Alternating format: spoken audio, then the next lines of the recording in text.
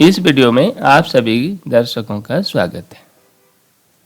जैसा कि आप टाइटल देख रहे हैं, हम लोग सिंधु घाटी सभ्यता में जो लिपि प्राप्त हुई थी और उसके पढ़ने की बात करेंगे। यह ऐतिहासिक वीडियो है और इस वीडियो में हम लोग अंततः सिंधु लिपि कैसे पढ़ ली गई, सिंधु लिपि किस तरह से और आप कैसे पढ़ लोगे, इस वीडियो के अंत तक आप बने रहें।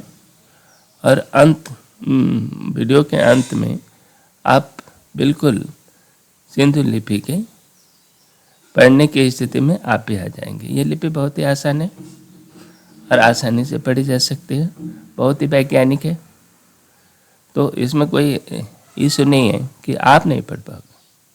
और वो कोई मुश्किल नहीं है, कोई भी अनाड़ी, कोई भी बिना पढ़ा लिखा व्यक्ति भी इस सिंधु लिपि को पढ़ सकता है। तो चलिए हम लोग सीधे सिंधु लिपि की बात करते हैं कि सिंधु घाटी की सभ्यता आप जानते ही हो, करीब 3000 BC अभी तक वैज्ञानिक बोल रहे हैं, लेकिन उसके पहले की भी बात है। अभी 6000 BC तक के भी अवशेष सिंधु घाटी के प्राप्त होने लगे हैं और ये सरस्वती नदी के किनारे, मुख्यतः सिंधु और सरस्वती घाटी के बीच में यह सभ्यता विकसित हुई थी। इसके अभिलेख बहुत सारे प्राप्त हुए थे और इसको कार्पस इंडस कार्पस के नाम से आर्कियोलॉजिकल सर्वे ऑफ इंडिया ने इनको प्रकाशित किया है। तो आप आर्कियोलॉजिकल सर्वे ऑफ इंडिया के लिंक पर जाकर देख सकते हैं, या जैसे ही कार्पस ऑफ इंडस स्क्रिप्ट आप लिखेंगे, स्क्रिप्ट एंड इंस्क्रिप्शन, तो फिर आपको उनकी PDF मिल जाएगी। तो ये ऑनलाइन फ्री अवेलेबल है। तो अब आगे बढ़ते हैं कि सिंधु घाटी की लिपि किसने पढ़ी, कैसे पढ़ी।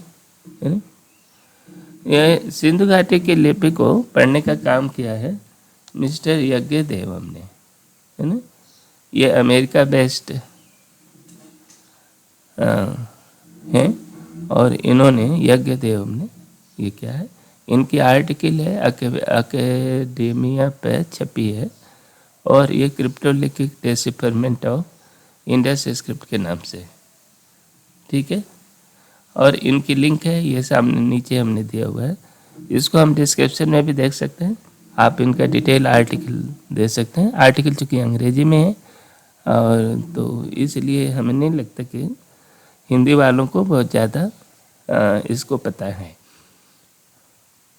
ये है यज्ञदेवम जिन्होंने डेसिफर किया है।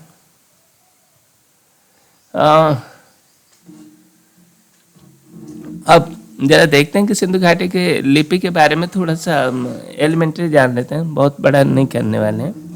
देखो, सिंधु घाटी लिपि पहली बार किसी ने प्रयास नहीं किया है, इसको बहुत पहले लोगों ने भी देखा था और इसका अध्ययन किया है।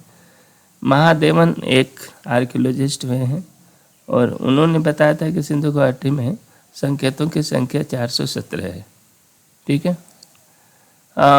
एक और ICIT ने इनमें 700 से अधिक संकेतों को बताया है, ठीक है ना। एक आर्कियोलॉजिस्ट है SR राव, उन्होंने उसमें केवल 20 सिंबल बताए हैं, ठीक है ना।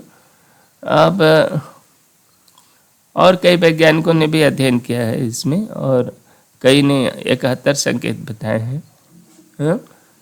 तो ये 4000 ईसा पूर्व से 2600 ईसा पूर्व के बीच तक करीब 71 संकेतों के साथ एक बड़ी असाइनरी लिपि का अस्तित्व, माने कुल मिलाकर के इसमें बहुत सारे विभेद हैं कि कितने हैं।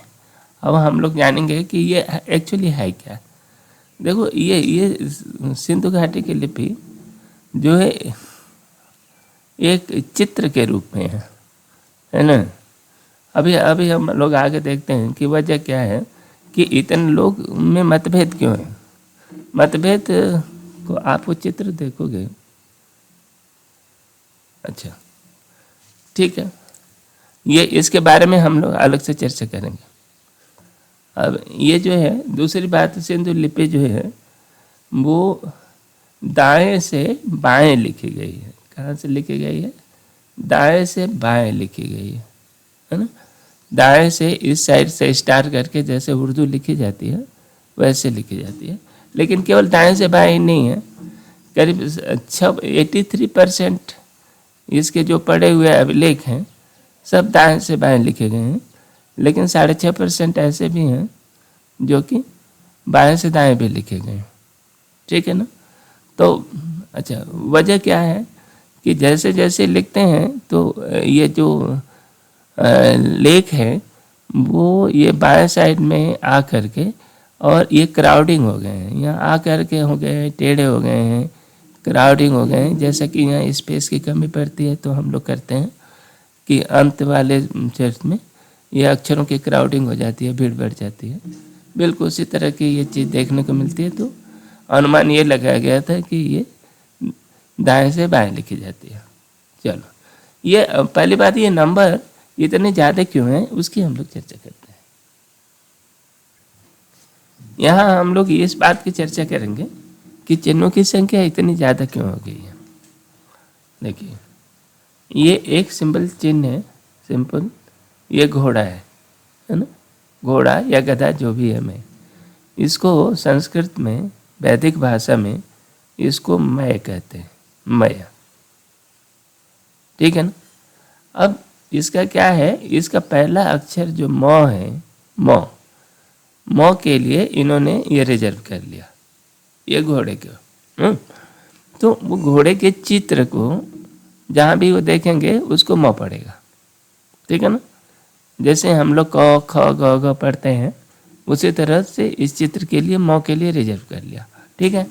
अब ये एक चित्र है, चित्र जो है वो कलाकारी हर बनाने वाले के ऊपर निर्भर करता है कि उसका हाथ पाँव किस तरह से बनाए। तो देखो ये जो है यहाँ ये चित्र एक इस फॉर्म में बनाया है, पहले इसमें बहुत डिजाइनिंग पार्ट में बनाया है, इसको और थोड़ा सिंपली बना दिया है, फिर भी ये घोड़ा जैसे लग रहा है, ये भी घोड़ा जैसे लग रहा है ना, पैर है उस पर, बॉडी है। तो वो क्या है कि ये चित्र तो पहले तो बहुत बढ़िया से बनाए गए, बाद में वो चित्र जो है सरलीकरण के कारण कि वो बहुत आसानी से इतने झंझट में क्यों पड़े, लेखन की सुविधा के लिए इसके सरल रूप लेना पड़ा, लेते रहे। तो एक ही चित्र कई तरह से बनाए जा सकते हैं। तो इसी एक ही सिंबल को, ये सिंबल, इतने सारे सिंबल जो है ना, ये एक ही है ना, और वो सबका मतलब म है। उसी तरह से ये अष्टपाद है, अष्टपाद, अष्टपाद माने मकड़ी। ये संस्कृत वैदिक भाषा में इसको अष्टपाद मकड़ी कहते हैं, 8 पैर है शायद। तो ये अष्टपाद के चित्र को देखो, या आप इतने, ये भी है अष्टपाद, ये भी अष्टपाद है। ठीक है ना। ये अस, पहले अस, अस या अह के लिए रिजर्व किया गया है ये सिंबल, है ना। तो ये अस और अ के लिए देखो, तो ये मकड़ी का चित्र है। चित्र में देखिए धीरे धीरे इसको सरलीकरण करके 2 गोले में बदल दिया, ये इतना कर। उसी तरह से ये बाद में लोगों को पता लग गया कि ये इस तरह का चित्र अष्टपादी है लेखन में जहाँ भी कहीं। तो इसलिए अब इसके लिए 8 पैर बनाने की झंझट से लोग बच गए, और उसके साथ सीधे सीधे उन्होंने सरल रूप में इस तरह से बनाना शुरू कर दिया, ये रूप और ये रूप। लेकिन ये चित्र जो है अष्टपाद के ही है, तो इसलिए ऐसा लग रहा है। देखो ये 8 चित्र हम देख रहे हैं, 8 या 10 है, 10 चित्रों में सब अलग अलग तरह के हैं। कोई भी विद्वान आदमी कहेगा कि अरे नहीं ये तो अलग अलग है, लेकिन लेखन के दृष्टि से ये सारे के सारे आह है, अस हैं, एक ही है। इसी तरह ये इस सिंबल को देखो, जिसको मृक्ष कहते हैं। मृक्ष का मतलब होता है कंघा, ये मृक्ष, ये कंघा के लिए है ना, कंघा के लिए। ये म के लिए रिजर्व है, जब म के लिए रिजर्व किया है इन्होंने। तो ये सिंधु लिपि की एक खासियत है कि एक वो चित्र है ना, और वो चित्र ऐसे सरल चित्र लिए गए हैं जो रोज़मर्रा की ज़िंदगी से हैं और कोई भी आदमी पहचान ले। दूसरी बात कि सिंधु घाटी की सभ्यता जो है बहुत बड़े विस्तार में विस्तृत थी, और ये अलग अलग जगह पर अलग अलग चित्रों का विकास हुआ होगा। तो ऐसे में तो कोई कंघा ले लिया होगा, कोई घोड़ा ले लिया होगा मुँह में, इस तरह की संभावना काफ़ी ज़्यादा है। तो एक ही चीज़ के लिए कई सिंबल। और दूसरी बात, वो जाने पहचाने चित्र हैं, तो लोगों को इसमें कोई फ़र्क भी नहीं पड़ा होगा कि कौन सा चित्र, यानी आप वृक्ष ले लो या घोड़ा ले लो, मतमय ले लो, कोई फ़र्क नहीं पड़ता। दोनों जाने पहचाने चिन्ह थे, दोनों के लिए म पढ़ा जा सकता था।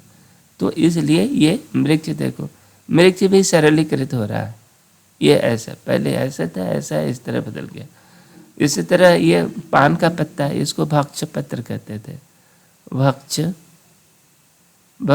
पत्र, ठीक है ना। भक्ष पत्र भौ के लिए रिजर्व है, और ये केवल भौ के लिए नहीं है, अभी तो भौ का ही मानो। यहाँ भी देखो ये सरलीकरण की प्रवृत्ति है यहाँ पर, और ये सिंपल, ये बदलते बदलते ये सिंपल डिजाइन में बदल गया। इसी तरह ये रथ है, ये रथ का सामग्री है, रथ है ना। रथ की सामग्री इसको माना गया है, ये जो भी है, लेकिन रथ है, रथ से संबंधित चीज़ें हैं, है ना। और ये रॉ के लिए रिजर्व किया गया है, ठीक है ना। तो रॉ ये धीरे धीरे ये डिजाइनर चीज़ों से बदल करके ये सिंपल एक स्क्वायर बना दिया, या ये एक सर्किल बना दिया इस तरह का। तो ये भी रथ, माने सरलीकरण की प्रवृत्ति है। इस तरह से आप समझ गए होंगे कि लेखन की सुविधा के लिए और चिन्हों के सरलीकरण के दृष्टि से ये लगातार ये लिपि सरल होती गई है। तो ऐसी स्थिति में ये चिन्हों की संख्या काफ़ी ज़्यादा दिखती है, लेकिन है नहीं, है ना। एक्चुअल चिन्हों की संख्या 70 के आसपास ही है ना। थोड़ा बहुत कम बेस हो सकता है, लेकिन ये है। आगे बढ़ते हैं। ये देखिए, हम लोग सिंधु लिपि के कैरेक्टर पर बात कर रहे हैं, है ना। अभी हम लिपि नहीं पढ़ रहे हैं, ठीक है। तो उसके कैरेक्टर में एक खास ये है कि उसके दो व्यंजन जो हैं एक साथ, जैसे ये अक्षर दिखा है ना, दो व्यंजन, ये दो अक्षर एक साथ भी लिखे गए हैं, ठीक है ना। इस तरह की प्रवृत्ति है ना। तो जैसे कि संस्कृत में होता है जजान, ना, जजान, है ना, या विभाति, यानी कुछ है ना, ये जैसे ये बभ है, बभ, ठीक है ना, बभ, या कुछ इस तरह का है। तो दो व्यंजन एक साथ होना, ऐसी प्रवृत्ति जो होती है ना, वो कि जनरली दो व्यंजन, शुद्ध व्यंजन जो बिना स्वर के हों, नहीं बोले जाते, अक्सर भाषाओं में देखते हैं। तो इसके लिए इन्होंने अनुमान लगाया है कि ये जो लिपि है अबुगिडा है। अबुगिडा में क्या है, जैसे क है, क अकेला नहीं है, क बल्कि क और अ दो का संयुक्त व्यंजन है, अ भी है, यानी अ भी इसके साथ जुड़ा हुआ है। इस तरह के राइटिंग को हम अबुगिडा कहते हैं। जैसे हमारे देवनागरी लिपि है, तो उसी तरह से इसने अनुमान लगाया कि ये अबुगिडा है, ठीक है ना। अच्छा, दूसरी बात यहाँ पर और देखें कि ये एक समासिक प्रवृत्ति है। क्या, जैसे समास बनाने की प्रवृत्ति भी यहाँ दिख रही है, समासिक प्रवृत्ति, है ना। देखो क्या है, ये अक्षर है चर, च और ये र है, तो इसको आप बोलोगे च और ये र, चर, रच, हम लोग हिंदी में ये सब पढ़ लेंगे ना, तो ये चर आप मान लो ऐसे। तो यहाँ पर भी देखिए ये र है और ये वो हो गया, तो र तो इसकी अभी पढ़ो नहीं, बल्कि ये देखो ये चर जुड़ा हुआ है ना, चर, कर, जैसे संस्कृत में होता है, उसी तरह से इस तरह के दो शब्दों को मिला करके या शब्दांशों को मिला करके समासिक शब्द बनाने की प्रवृत्ति है, ठीक है ना। तो ऐसे उसी तरह एक वाक्यांश है मसन, है ना, इसका नाम है मसन, ठीक है ना। तो ये मसन का एक सार्थक शब्द होता है। तो ये एक देखो, ये इन्होंने रेफरेंस दिया हुआ कि किस जगह पर है। ये B9 पर है ना। बी उस जगह का होगा जो कॉर्पस में दिया हुआ है, और H हड़प्पा है शायद, है ना। और डी धोलावीरा तो ठीक है, M मोहनजोदड़ो है। तो इस तरह का ये जो मसन है ना, वही मसन यहाँ भी देखो,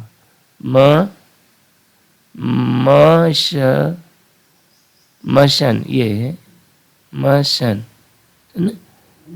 ये हालांकि ये स के लिए है, ये श के लिए है, ये भी श के लिए है, ठीक है ना। तो ये दोनों मसन जैसे ये शब्द है, ये कैसे मिल करके वो बन रहे हैं, है ना, एक समासिक शब्द बन रहे हैं। तो ये समासिक प्रवृत्ति ये बेसिकली वो संस्कृत भाषा की निशानी है ना। संस्कृत में ही ये समास, बड़े बड़े समास बनाने की प्रवृत्ति है। ये वैदिक भाषा में भी ये दिखती है। अच्छा, दूसरा ये आप डेसिफर कैसे कर रहे हो, तो डेसिफर के बारे में और कुछ देखेंगे, लेकिन ये सबसे पहले इन्होंने, अच्छा इसमें ये सिंगल अक्षर भी ये दिखते हैं ना? इनमें ये देखिए ये जार का चित्र है। जार के चित्र को हम लोग अंशु कहते हैं। ये वैदिक भाषा में अंशु माने ऐसा जार जिसमें सोमरस पीते थे, तो ये अंशु है ना।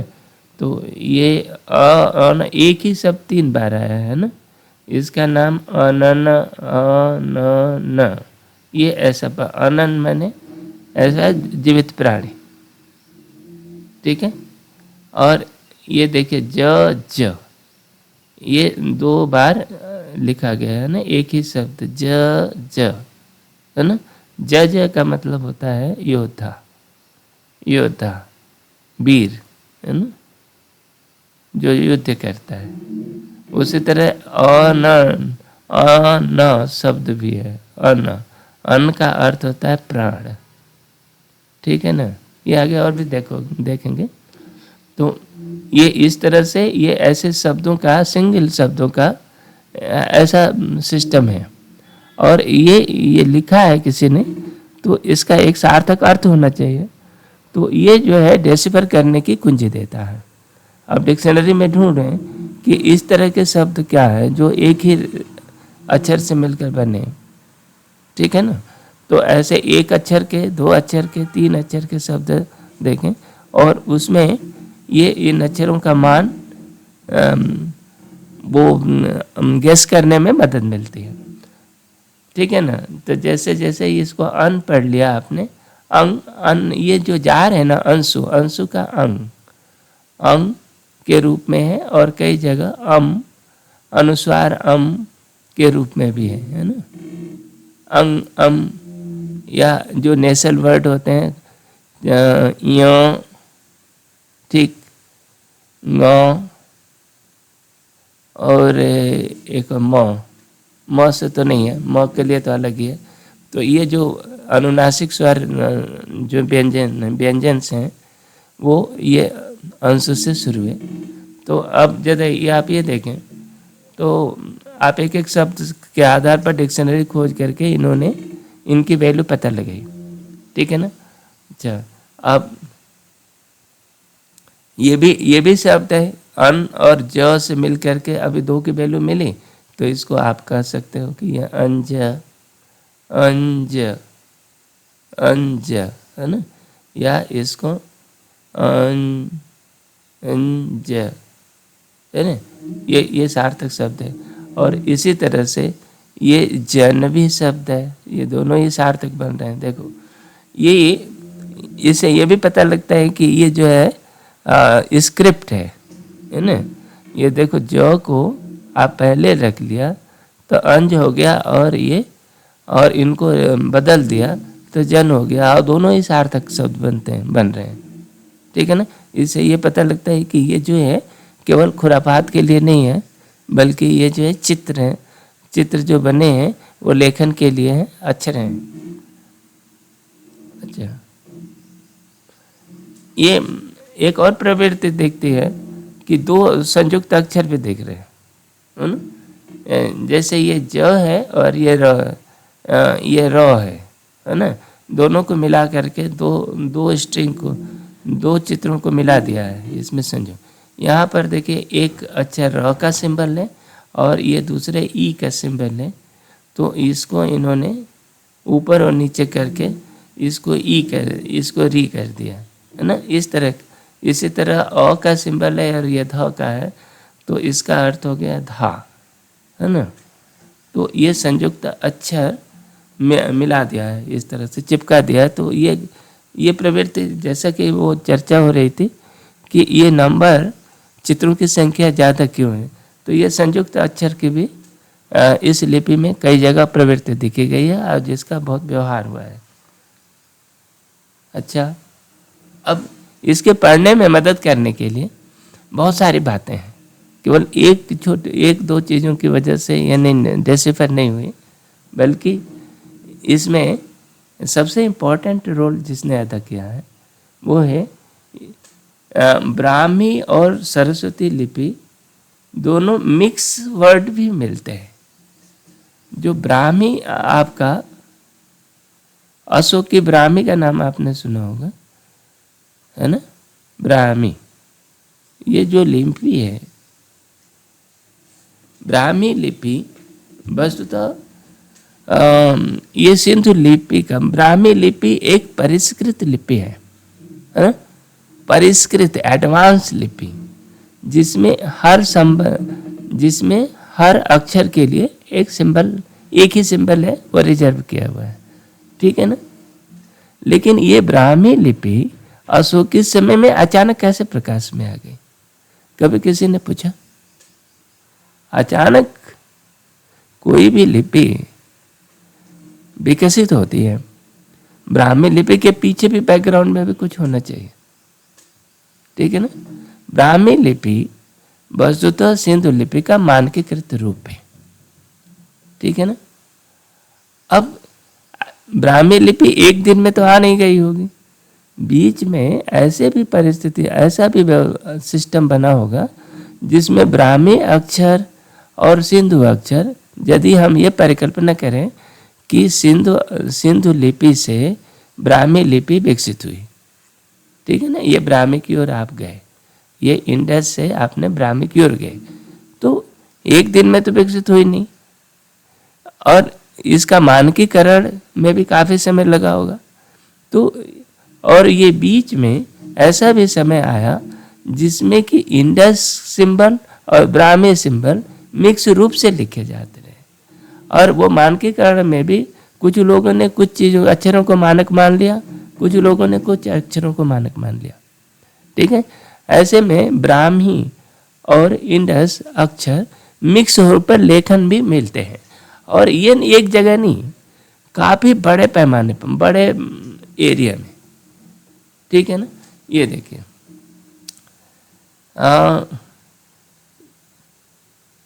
ये वाला, ये मकड़ी और ये अन, आप देख रहे हैं, ये शब्द ऐसे लिखा गया है ना?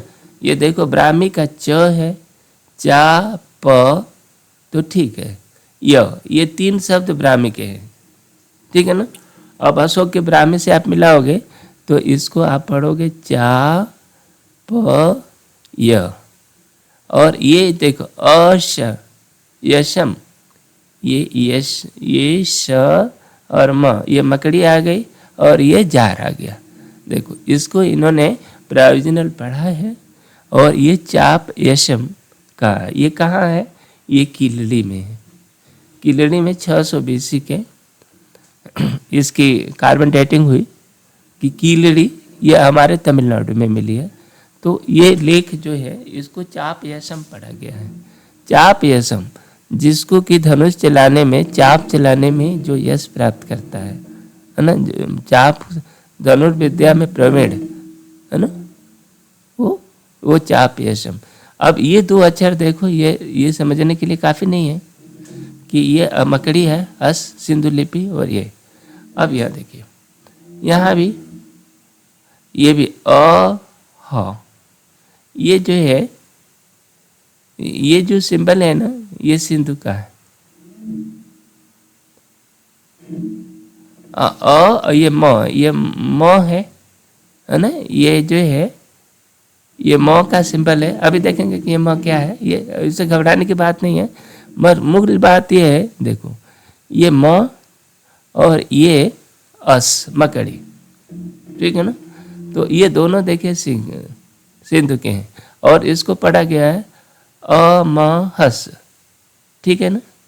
इसको प्रोविजनली इस पर ये पढ़ा गया। उसी तरह अब देखो ये भी अभी ये काफ़ी मॉडर्न है, मिक्स है ना। ब्राह्मी जो है हमेशा बाएं से दाएं लिखी जाती है, तो इस तरह से ये लिखी गई है। देखो र का, ये देखो ये दो अक्षर जो है ये सिंधु लिपि के हैं, है ना। ये र का व त, रर का वात माने रर मतलब दिया हुआ, और काव ने दिया हुआ। काव नाम का एक आदमी है जिससे प्राप्त हुआ। रर कावात ये पंचमी विभक्ति है, यह दिख रहा है।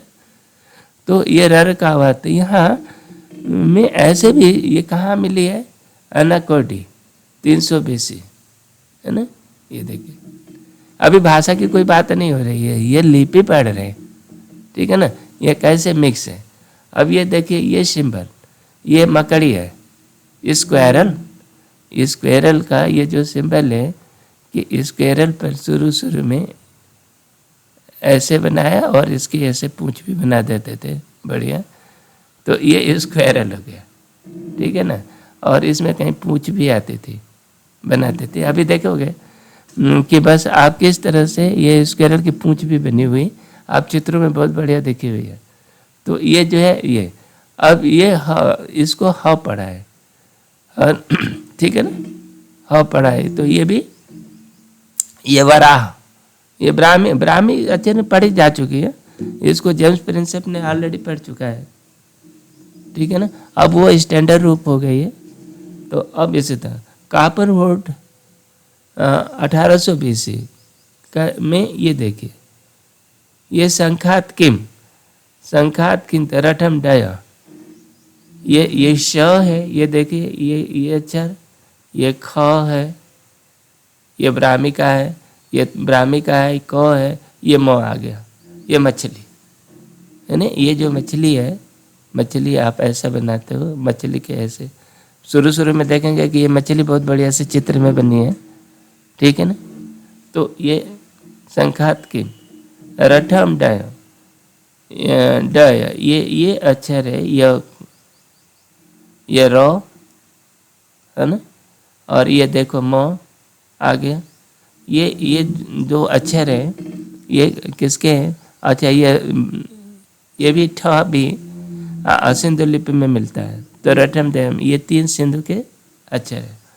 अब ये द्वारिका के बने हुए मीरखा इस, देखो यहाँ ये उल्टी लिखी गई है, म ई र खा, ये ख ये ब्राह्मी का है, ये ब्राह्मी का स्टैंडर्ड रूप है। ख ये ई श ये मकड़ी है। तो इसमें ढेर सारे अक्षर जो है मीरखा इसमें जो पढ़ा हुआ है इतना है। अच्छा एक है बीजर, बीजर में ये जो मिले हैं ये देखिए रूर रया मम मठम, है ना, रूर रया मम मठम, ठीक है ना। ये भी ये ब्राह्मी और इसका मिक्स है। ये देखो य है ना, ये र ये ऊ है, ऊ के लिए रिजर्व है, र है, रू र या, ये आ, ये देखिए आप इसका ये जो चित्र है ये र के लिए नहीं अभी लिया है, अभी इसको आ के लिए ही अभी ये लिया है ना, रया। उसी तरह म ठ म, ये जो चित्र है पूरा का पूरा अधिकांशतः ये सिंधु लिपि है, लेकिन इसमें ये ब्राह्मी का य लिया है, ब्राह्मी में ये ठ भी आ गया है ना। तो इस तरह से ये इस आपके पास अब ये ढेर सारा मसाला मिल गया कि कितने सारे अक्षर पहचाने जा चुके हैं। दूसरी बात, सिंधु लिपि और ब्राह्मी लिपि के बहुत सारे अक्षर हैं, एक दूसरे से मिलते हैं। अभी हम लोग उसको देखेंगे। तो हमारे पास इतने मसाले मिल गए। अच्छा, ये क्या इतने काफ़ी है पढ़ने के लिए?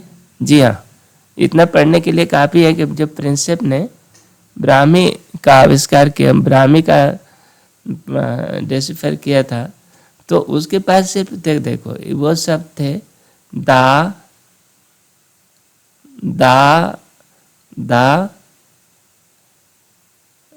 न और म। ये द को शायद उल्टा था, दानम, ये बस दानम था।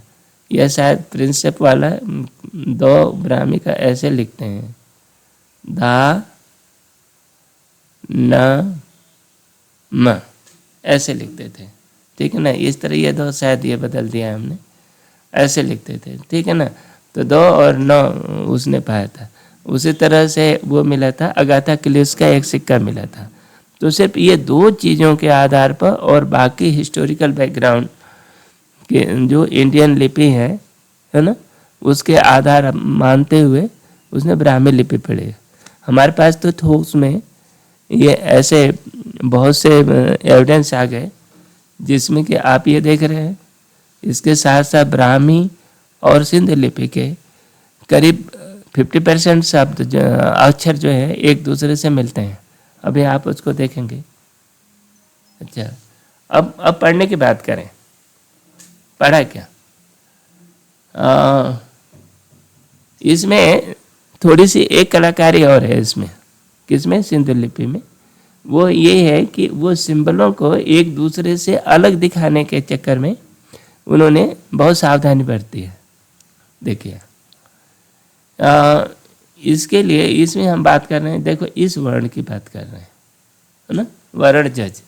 इसमें ये संबल यदि हम छ कर दें ऐसे, छ,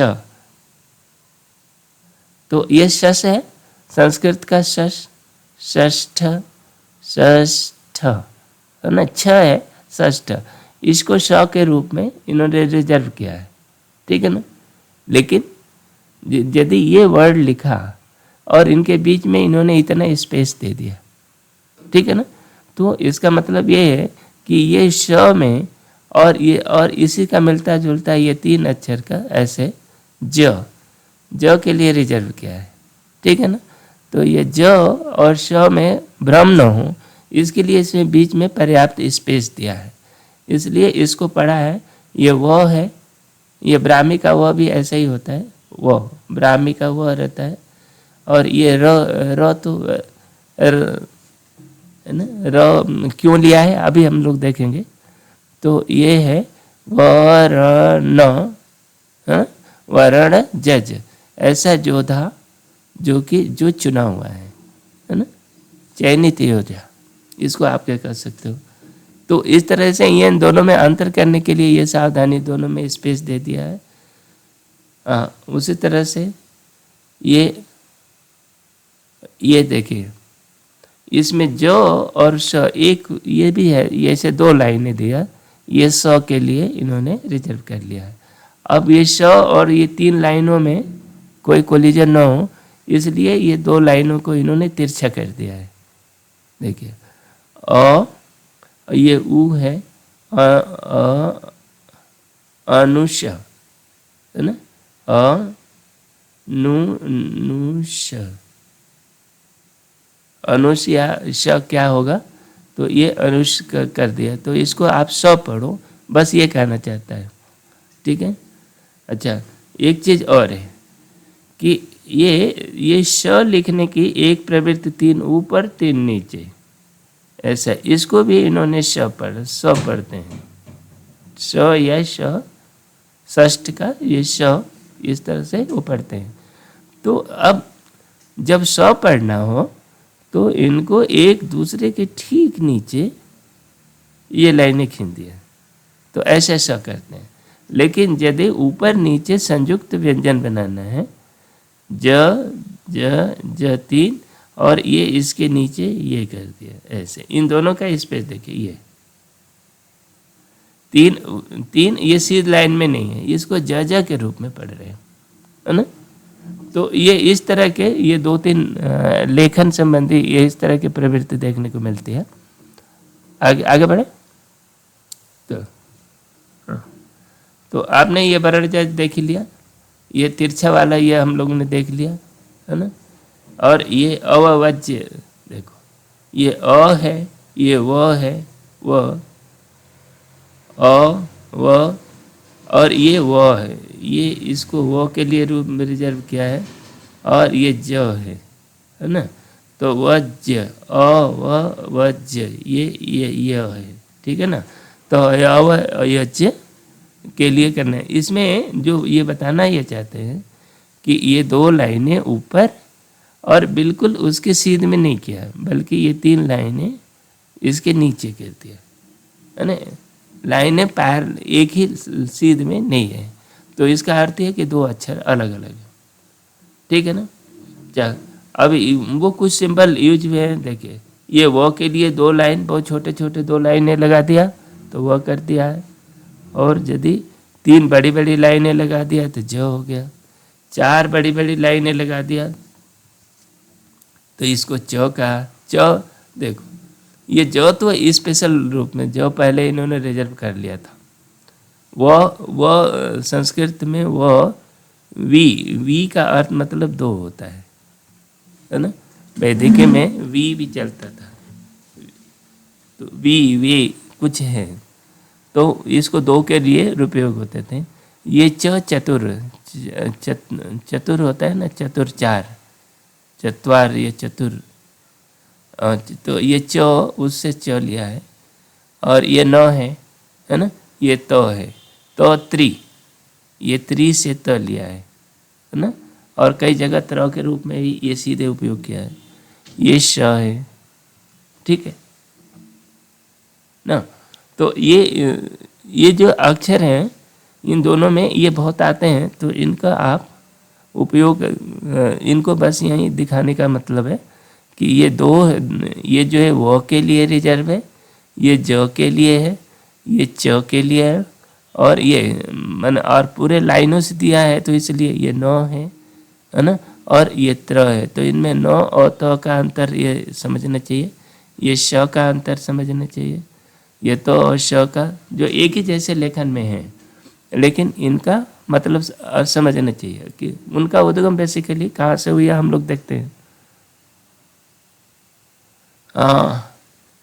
इसमें स्वरों के बारे में बेसिकली ये है कि ये हमारी जो लिपि है अबुगिडा है ना। मतलब इसमें अ जो है हर सिंबल में अ मिला हुआ है मोस्टली, और जहाँ ये जैसे ये जार दे दिया और ये अ लगा दिया तो इसका अर्थ हो गया अ न, ठीक है ना, बिल्कुल। और उसी तरह से इसमें यदि दूसरा कोई अक्षर आ गया है ना, दूसरा स्वर आ गया, जैसे ऊ के लिए वो उद्यम, ये ऐसा है कुछ है ना, ये ऐसा वो बना दिया है ना, ये कुएं का कुछ वो, ठीक है ना। तो इसके लिए ऊ के लिए रिजर्व कर लिया, तो ये और इसमें और वो लगा दो है ना, तो अनु, तो ये अनु हो जाएगा, ठीक है ना। ये हमारा चित्र अच्छा नहीं बना है, तो ये इस तरह अच्छा। अभी और देखेंगे ये इसमें वावेल है, तो ये अक्षर पढ़ने का यही तरीका है। ये हमारे पास संयुक्त स्वर भी है इसमें, जैसे ये देखें, ये जो अक्षर है अ के लिए उपयोग हुआ है और ये ई के लिए हुआ है ना।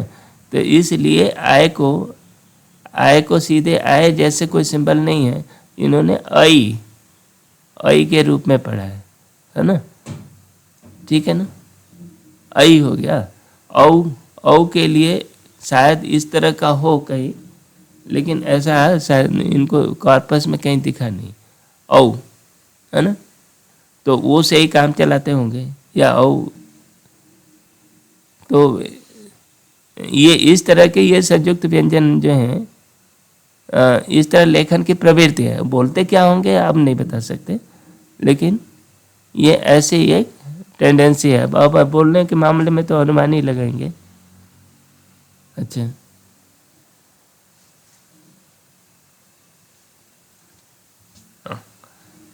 यहाँ हम लोग सिंधु घाटी, सिंधु लिपि की कुछ प्रवृत्तियों की बात कर रहे हैं। ये देखिए श श श, ये जो है ना अक्षर, ये काफ़ी पुरानी लिपि है ना। और ये जो श श श कई बार समानार्थक अर्थ में प्रयोग हुए हैं। देखो वेद में भी जनास, है ना, जनास रूप मिलता है, जनास और जनाह, है ना, एक ही सर, ये दोनों के अर्थ एक ही होते हैं। सजनास इंद्र, हे लोगों वो इंद्र है, सजना इंद्र, है ना। तो वेद में श और अ के बीच में विसर्ग में बहुत अंतर कई बार नहीं होता। तो वो अच्छा लगता है कि उस जमाने में ये सारे अक्षर जो है एक दूसरे के पर्याय के रूप में प्रयोग करते थे।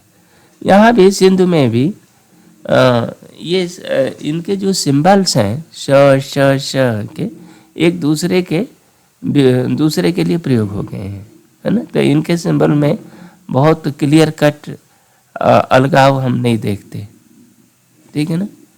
तो ये चीज़ पढ़ते समय ये ध्यान रखना पड़ेगा कि वो सिंबल ह के लिए है या श के लिए है, क्या है, वो संदर्भ से पढ़ना होगा, ठीक है।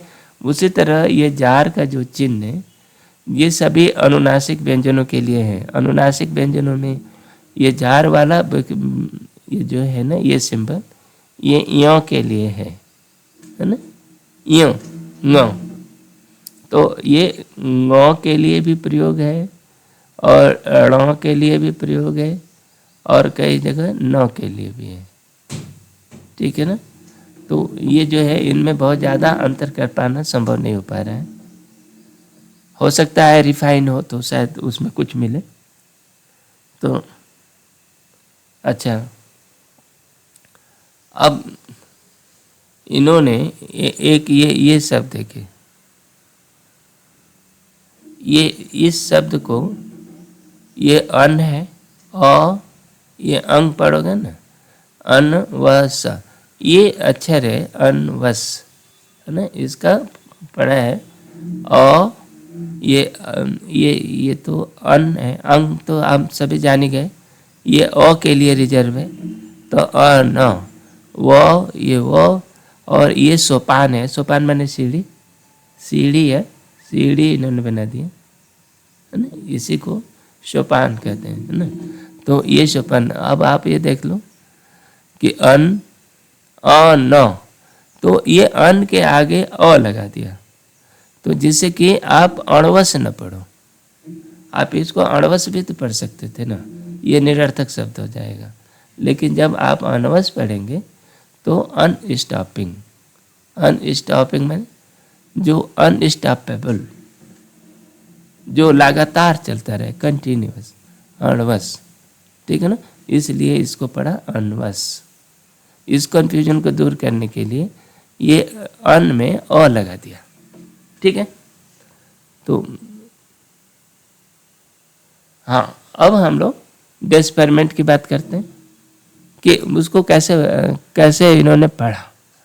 तो जैसे बता दें, इतने सारे मसाले हैं हमारे पास, ठीक है, जिससे उनमें सबसे पहला अक्षर जो पढ़ा इन्होंने अम। ये अक्षर जो है जनरली सभी अक्षरों, बहुत सारे अक्षरों के अंत में मिलता है म। जैसे कि संस्कृत में अम मिलता है, अम, म मिलता है, आधा म, हलंत म मिलता है, उसी तरह से ये बहुत मिलता है। एक चीज़ तो ये। अब ये इसको इन्होंने डिक्शनरी से देखा, पहला गैस किया, अब ये कैसे निकाला, इसके ऊपर तर्क वितर्क करने का कोई मतलब नहीं है। अब हम लोग ये देखते हैं कि क्या लिपि पढ़ने के बाद क्या सार्थक शब्द आविष्कृत होते हैं, क्या सार्थक शब्द सार्थक रूप से निकलती है, और ये क्या उन अक्षरों के यूनिफॉर्म वैल्यू मिल रहा है। तो इसका उत्तर हाँ है। चलो हम लोग आगे उसी की बात करते हैं। तो देखो ये अंग में पहला अक्षर है अम, है ना। इसको यदि हम अंग करें तो अननम, ये ना देख अननम, अननम का होता है लिविंग प्राणी, है ना, जो जीवित प्राणी है वो अननम, यह वैदिक शब्द है। अन शब्द है, अन माने प्राण भी होता है, ब्रेथ होता है प्राण, है ना, प्राण ब्रेथ सांस। और ये क्या है अंग, अंग अक्षर है, ये सिंबल है, तो ठीक है ना। तो ये अननम, ये चूंकि ये दो से इन्होंने गेस किया कि यह अम है, ठीक है। दूसरी बात, तीसरी शर्त इन्होंने ये आई कि ये अक्षरों के अंत मामलों में ये प्रयोग होता है, तो इसलिए इसका स्कोप बहुत व्यापक है। जब भी आप पढ़ेंगे तो अंग, है ना, और अम, और ये जो है ङ, य, न, ठीक है ना, और अन भी आप पढ़ेंगे, अन, अन या अन, अन, है ना, ये सारी चीज़ों का ये संयुक्त है, ठीक है ना। ये आप पढ़ेंगे। आगे देखिए, अब पीछे वाले अक्षर हमने ये देखिए, इसमें बस एक अक्षर ये बढ़ी, डंडी बढ़ गई, आननम, आनन हो गया, आनन, ये भी देखिए सार्थक म। तो ये अक्षर जो है ये दूसरा सिंबल मिला आ, ये डंडी आनन हो गया, ठीक है। और इसी को देखिए अना, अना, अना इंडीड, अब ये हो गया आम, ये देखिए आम, आम माने हाँ, आम बोलता है, उसी तरह से यह आम हो गया, ठीक है।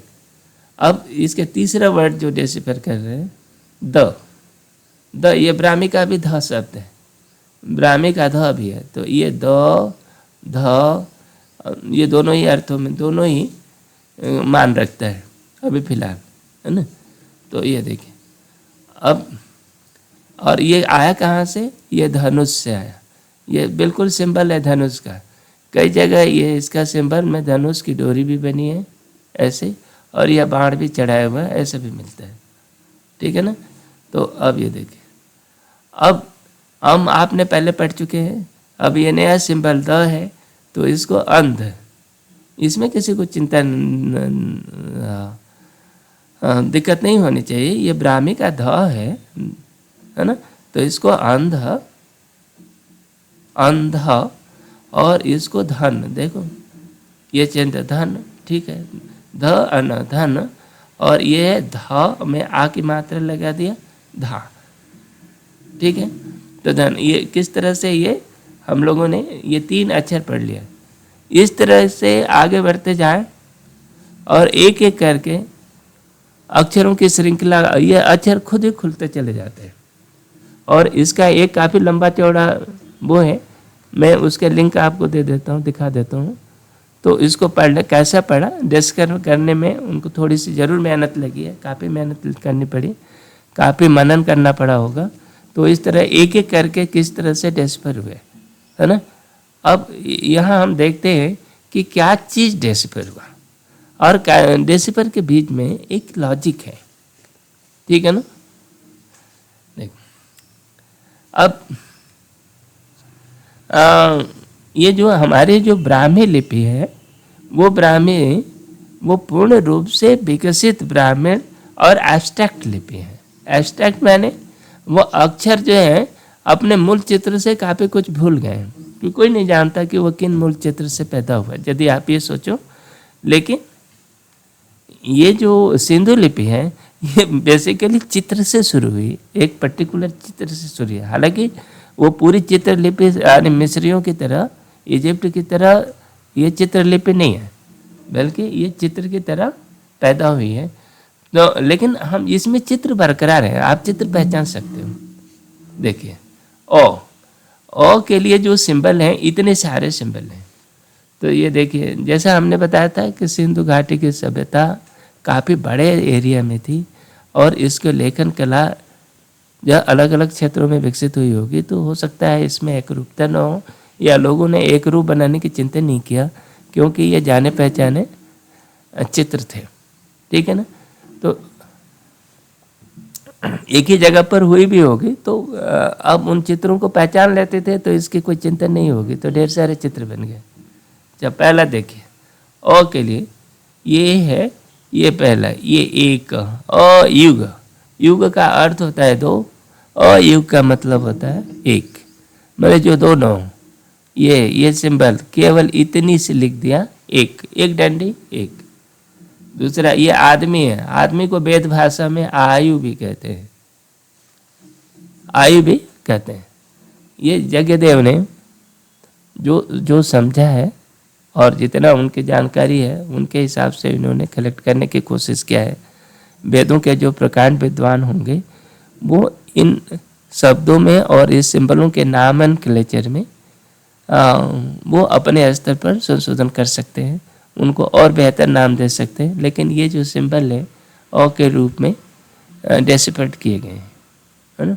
आयु, है ना। तो ये जो है आदमी का जो चित्र है दो पैरों वाला, है ना, पहले वो डिजाइनर बना लिया, उसका सिर भी बना लिया, बाद में उसको संकेत रूप में सरल कर दिया, है ना। और इसी से हमारा अ, ब्राह्मी का अ ऐसे विकसित हुआ है। ठीक है। ये आदमी का ये तक काट दिया। ठीक है। तो ये आदमी को आयु से ये बने, तो बस घुमा दिया है। अग, अग ये जो है, ये अग का मतलब ये है कि जो चले नहीं, माउंटेन पहाड़, है ना, ये पहाड़ जैसा टीला बना दिया अग। तो ये छोटे टीले को भी कहते होंगे। अंक, अंक, अंक माने कर्व, टेढ़ी आड़ी टेढ़ी रेखाओं को कर्व कहते थे अंक। तो एक है, दो है, कई बार ये दोनों को देखिए मिला भी दिया मुठ, ये इस तरह से, तो ये अंक है। आजन, आजन माने छड़ी, है ना, ये देखो डंड छड़ी लेकर लोग चलते ही होंगे, तो इस तरह से ये आजन है। बांस की छड़ी, ये बढ़िया से इन्होंने डिजाइनर छड़ी बना दिया, लेकिन ये जो है छड़ी के रूप में, सीधी रेखा छड़ी। अच्छा, ये अजश्रृंगी, ये जो ये देखिए, ये बकरी का सिर है, बकरी का सिंह। अब ये देखिए, इसको हम अग भी कह रहे हैं और ये अजश्रृंगी भी कह रहे हैं। ठीक है ना। इसमें इतना बारीक नहीं जाओ, क्योंकि हम इसमें बहुत ज़्यादा हम भेद नहीं कर रहे हैं। ठीक है ना। ये अजश्रृंग है, तो ये सिंबल अ के रूप में प्रयोग किया है। ठीक है। अच्छा, अब आ के लिए क्या किया है कि आदमी को दो लाइनों में खड़ा कर दिया, क्योंकि एक्चुअली क्या था कि ये जो दो लाइनें थी ना ऐसे खड़ी पाई, ये श के लिए रिजर्व कर लिया है, स के लिए, है ना।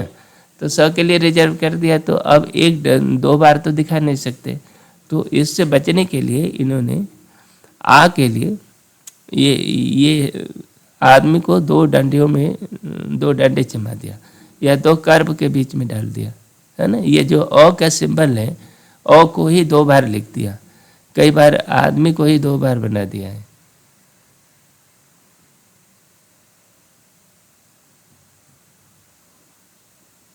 ऐसे दो बार बना दिया, है ना। तो इसको आ कर दिया, है ना, दोहराकरण कर दिया, या कई जगह अकेला और आ के सामने ये लगा दिया, तो ये भी आ है। ठीक है ना।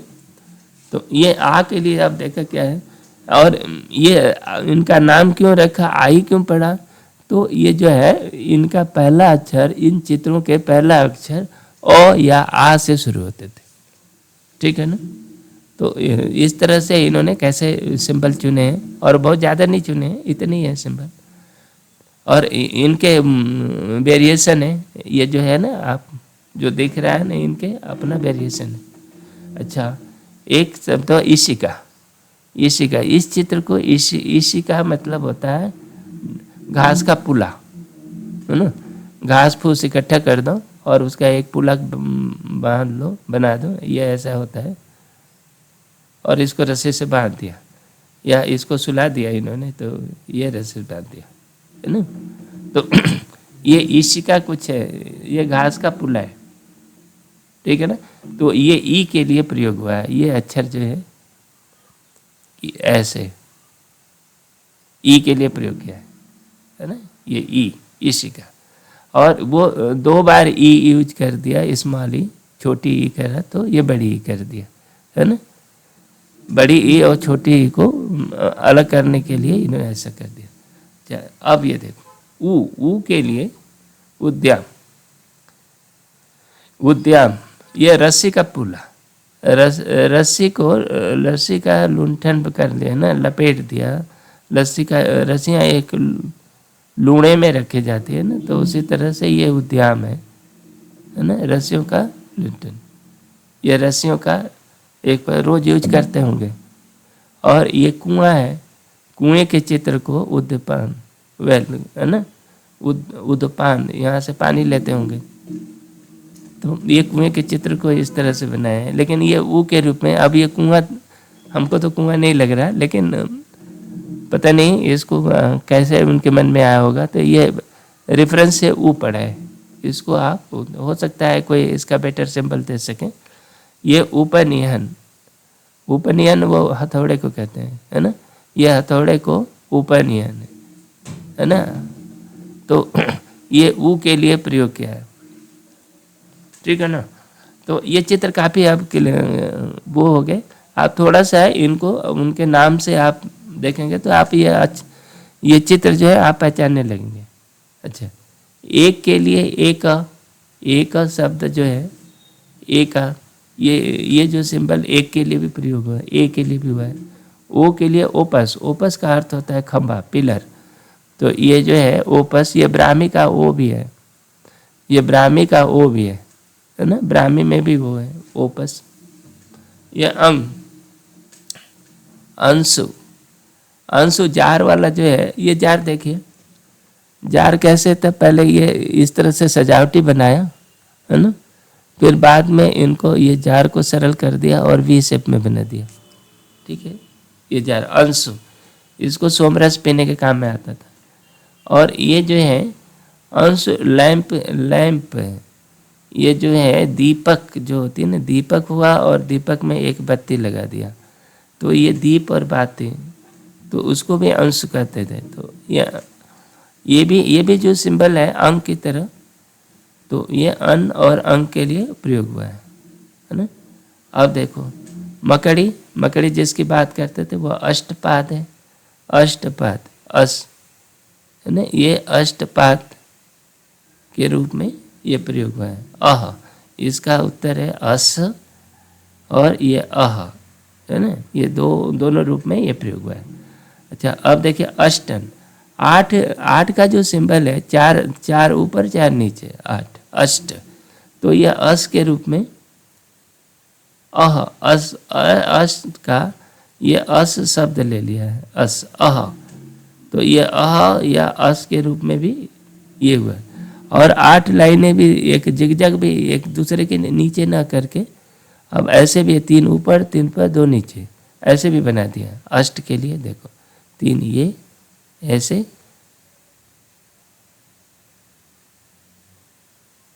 और 2 ये अष्ट, इस तरह से बना दिया। तो ये अ किया, अ इसको मतलब समझा।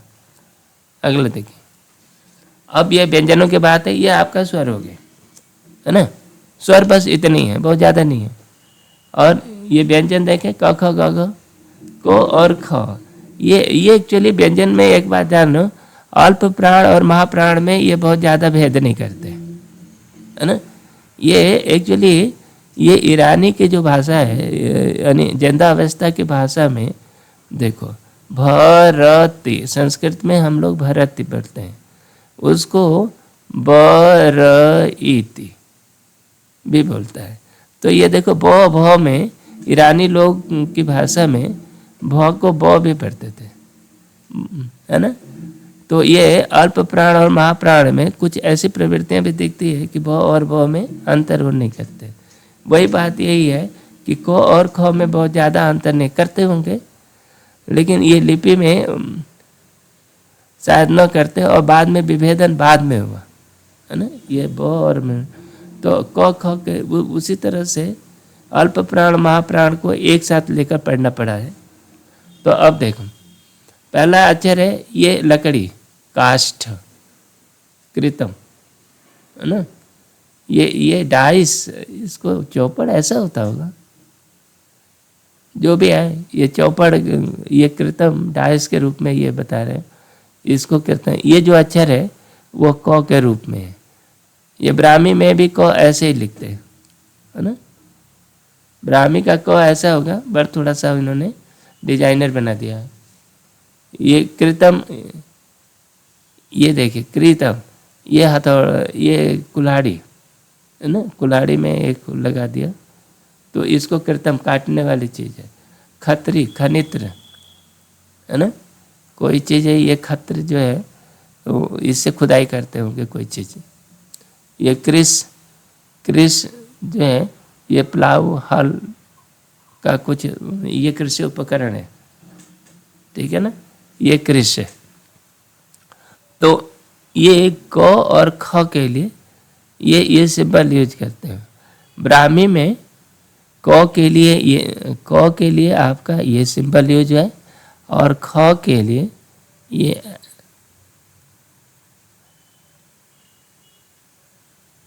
ख के लिए ऐसा है, ये गोल कर दिया है और ऐसे नीचे कर दिया है ना। ये जो है ये खनित्र वाला सिंबल ख बन गया है, ठीक है। तो ये क के लिए ये हो गया, ठीक है ना। ये तीन अच्छे, तीन सिंबल मोस्टली है। ये एक का तो ये तो वेरिएंस है, और ये जो है एक्स है ना, ये जो है कुल्हाड़ी हो गई, और ये खनित्र है जो कि खोदने के काम आती है, और ये कृषि उपकरण है, ठीक है। गौ घ का देखें, गौ घ, ये गौ बिल्कुल ऐसे, ब्राह्मी का भी गौ कुछ ऐसा होता है ना। तो ये गाधन है, गाधन माने एरो, तीर, ठीक है ना, ये गौ के लिए प्रयोग हुआ है इससे। बस ये दोनों भुजाएं बराबर नहीं है, बल्कि इसमें ये थोड़ी सी अंतर है, नुकीला बना दिया है, गाधन, ठीक है। तो और गाधन का मतलब तीर है ना। च छ, तो देखो ये च के लिए तो चार, चतुर, चार, ये तो नंबर है, नंबर से चार डंडियाँ खींच दिया। छत्र, ये छत्ता है ना, ये छत्ते को छ बना दिया, च छ। लेकिन आप ये देखें, जहाँ ये दोनों अक्षर रहेंगे, च भी पढ़ना होगा और छ भी पढ़ना होगा, और हमें संदर्भ देखने पड़ेंगे। अच्छा, ज झ, ज झ, तो झ के लिए झर, ये झर वाटरफॉल, पानी जब झरता है तो कुछ इस तरह से। झंझा, झंझान, जब पानी बरसता है, झंझान माने रेन, और हवा, जब ये जब पानी गिरता है तो ऐसे गिरता होगा, हवा चलती होगी तो टेढ़ी हो जाती होगी। तो ये झंझा माने पानी और रेन, ये झंझा के लिए जो वर्ड है ये ज के लिए उपयोग होता है, आंधी तूफान से संबंधित है। अच्छा, त थ ट ठ, ये उसके लिए, ये ग्रुप में जो वर्ड है उनके लिए ये सिंबल है। देखिए ये तंडुल, चावल, तंडुल है, धान का पौधा है, ये अभी अंकुरित हो रहा है, तंडुल, राइस प्लांट। ये क्या है, ताड़ुल, फाइटर, फाइटर में इसमें एक भाला दिखा दिया, आदमी है और उसकी छाती चौड़ी है और इसे भाला दिखा दिया। ये इसको भी ये फाइटर के रूप में प्रयोग किया है। क्या है ये, तो ब्राह्मी में तो ऐसा है, तो भी ब्राह्मी का तो भी ऐसे ही है, ठीक है ना। तो ये तो ताडुल है ना। अब ये पहला वाला तो ठीक है, वो आदमी की कल्पना करो, लेकिन दूसरा वाला ताडुल ही है, लेकिन तो हम लोग ये माने ये तो के लिए है। ताड्य, ड्रम, ड्रम है। ताड्य, ढोलक, ढोलक के ऊपर हम लोग पीटते हैं ना, तो वही ताड्य है एक पर। और ये ताल, ताल माने इस्माल, ये झाल मजूरा जो होता है ना वो ताल है। तो ये ताल को ये इस तरह से प्रयोग किया, ये ताल है ना, ताल के इंस्ट्रूमेंट है, इसको ताल के लिए तो के लिए प्रयोग हुआ। ये जो ये पेड़ है ना, ये तरु है, तरु, ये तरु है, तरु का तो इन्होंने ले लिया, पेड़ झाड़। ये तरदु है, तरदु बने ये तीतर बटेर है ना, तो इसका तो ले लिया तो के लिए। और त्रि के लिए त्र के लिए ये ले लिया, त्रि तीन, अच्छा त्र, ठीक है। तो ये तो के तो थ के लिए अब ब्राह्मी में इसका डेसिफरमेंट हो गया है ना। ये ट हो गया, ये ठ हो गया, नहीं तो थ का ना अब ब्राह्मी में नहीं है। ये तो है, थ ये इसमें आ गया, इसमें तो थ दो ऐसे कर दिया। तो ये तो थ और ट ठ की केवल बात कर रहा है ना। ट ठ और तो थ में बहुत भेद नहीं किया है, और दोनों के लिए ये सिंबल उपयोग किया है, ठीक है ना। ब्राह्मी में तो है, ये थ है, ये दो हो गया, तो थ ट और ये ठ, ठ में ये ठ में तो बिना गोली पेदिका कर दिया है ऐसे, ये ठ हो गया, ये ठ हो गया है, और ये हो गया है, ये थ में बिंदी बीच में डाल दिया थ, ठीक है ना। अब इसी को विभेदीकरण करना पड़ा होगा, तो इन्होंने ट और ठ में इन्हीं को बांट दिया है। अच्छा, दो ध ड ढ के लिए इसमें भी भेद नहीं कर पाए हैं। तो ये धनु, धनु देखो ये धनुष है, ये धनुष, धनुष की डोरी आगे पीछे उनकी दिशा का कोई मतलब नहीं है, ये धनुष बना दिया, डोरी सहित धनुष बनाया, कई बार बाण भी लगा दिया है ना। डी तरह का इन्होंने ये बना दिया ऐसे, या कई जगह ऐसे कर दिया, और ये ऐसे बनाया है तो फिर वो रस्सी भी बनाई है, तो धनुष जैसे दिखना चाहिए। अच्छा, धान्य, ये जो है अनाज भंडार का ये धान्य है ना, तो ये भी ध के रूप में प्रयोग हुआ। द, ये ध, ये दांत है, दंत है ना, और ये है डमरू है ना, डमरू या सिक्का, ये धान का कह रहे हैं सिक्का, ये तो सिक्का है ना, धान का इन्हें नाम दिया है। और इसको हमें डमरू लग रहा है, शंकर भगवान का डमरू होगा है ना। अब उसको ये ड के रूप में प्रयोग किया है, द ध ड ढ के रूप में ये सिंबल प्रयोग में है ना। तो ये भी 3-4 ही सिंबल हैं, बहुत ज़्यादा नहीं है। आगे नौ के लिए देखो, नौ के लिए इन्होंने ये चटाई यूज किया है ना। चटाई जो होते हैं वो नाल का, चटाई को ये नाल कहते थे है ना। और ये इसको भी ये नाल स्टाक, कमल नाल जो आता था ना, ये जो है उन्हीं का वेरिएशन है। अच्छा, अ से आ के लिए भी ये सिंबल प्रयोग हुआ है, लेकिन यहाँ पर ये नोक लगा दिया है, ये डंठल है, कमल का डंठल, आप ये सोचे है ना, और वहाँ से शाखाएं फूट रही, तो ये नाल, और यह सिंगल ऐसे भी कर दिया। तो ये नौ के लिए जो वेरिएशन इन्होंने दिया है, और ये जो है ये भी नौ ही है ऐसे, ये आगे चल कर यही ब्राह्मी का नौ बन गया। नालिका, ये तीर जो है इसको नालिका कहा, ठीक है ना। नल, रीड को नल कहते हैं, रीड मैंने घास, ये इसको रीड कहा है, क्या होता है ये पता नहीं, लेकिन ये नौ के रूप में प्रयोग हुआ है। नौवन, ये नौ देखिए, इसमें क्या है, 5 ऊपर कर दिया, 4 नीचे, नौ है ना, 9 का 9 ले लिया, ठीक है ना। तो ये इतने, तो मतलब ये जो न्यूमेरिक सिंबल है ना, केवल अक्षर के लिए, ये अक्षर के लिए भी प्रयोग हुए है ना। अब ये देखिए पंचन, प फ के लिए ये 5 शब्द है, 5 लाइनें खींच दिया पंचन, ठीक है ना, पंचन। और एक जो है पंचन जो होता है हाथ, ये पांचा कहते हैं, खेती किसानी में प्रयोग होता है ऐसे पांचा, नुकीला कोई चीज़ है, ये पंचन। तो ये प ब्राह्मी में यही प अब इस रूप में मिलता है, या ऐसे रूप में प मिलता है, ठीक है ना।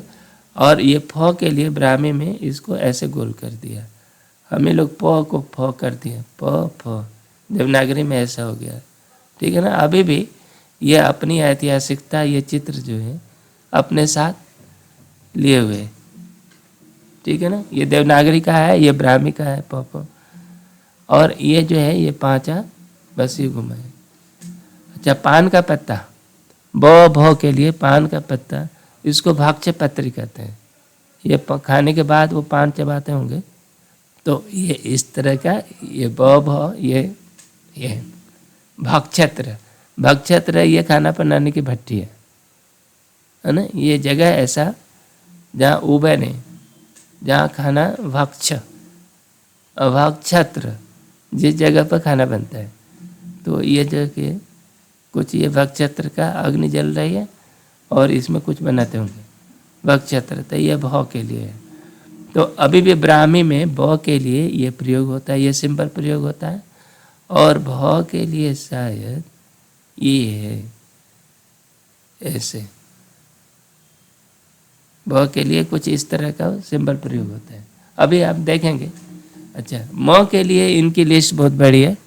देखो, म का सबसे पहले ये मछली है, मछली पूरी तरह से मछली, मछली बनाओ, मछली के 2 टांग बनाए, ये कुछ ऐसे फिन बन गए और उसकी ये बना दिया, तो पूरी ये मछली, वह मछली धीरे धीरे सरल होती गई, और ये मछली आजकल ब्राह्मी में ये मछली ऐसे बन गई, और हमारा म जो है यही मछली को उलट दिया है,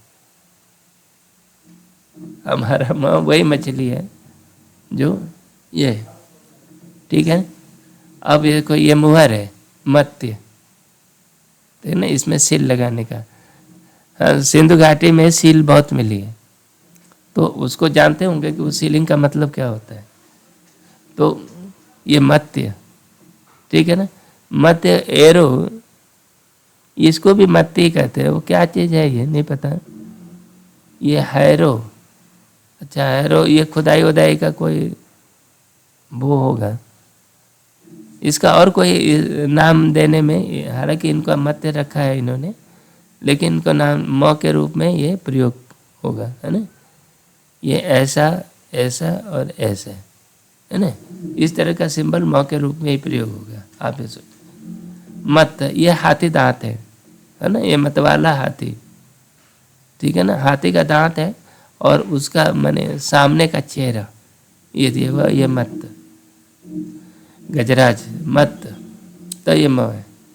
अच्छा, ये मथानी मथ, मंथ चर्निंग स्टिक, ये मथानी है ना, तो मथ, ये है मंथ फायर स्टिक, वो जग में है, जब ये ऐसा कुछ बना लकड़ी लिया और उससे वो खोदते होंगे, तो ये इसी को भी, इसको भी मंथ कहते हैं, मथने का काम आता होगा।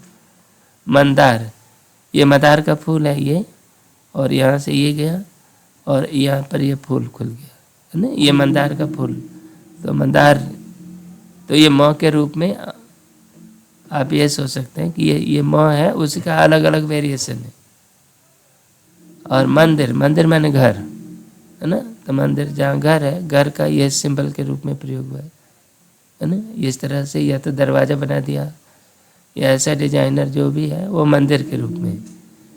घोड़ा, घोड़ा को माया, देखो कोई कहते हैं सिंध में घोड़ा नहीं मिलता है, ये घोड़े का चित्र बना करके इन्होंने अक्षर बना दिया माया। मृक्ष, कंगा कहते होंगे, ये कंगा है, इसको मृक्ष कहते थे, है ना, तो ये म के लिए इतने सारे सिंबल हैं, है ना। ठीक है, अब आगे देखते हैं। अब ये कुछ है यो, अब व्यंजनों की लिस्ट बहुत जल्दी खत्म हो रही है। यो के लिए यविष्टि, यवश्रेष्ठी, यवश्रेष्ठी, यवश्रेष्ठी, यविष्टि, वो आदमी वो है, ये व्यापारी है जो कि वो खरीदता है। वो एक्चुअली वो ये धान या अनाज खरीद करके और ये कांवड़ पर ले जाता होगा, तो उसी का ये चित्र जो है इसने ये बना दिया है यव। अच्छा, इसमें ये तो संयुक्त व्यंजन है, ई य, है ना।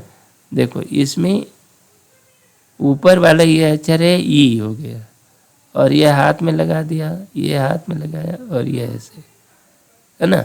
ओ और य, तो ई य, तो ये तो दोनों य है, य ना, ई अ को य पढ़ा दिया है, ठीक है ना।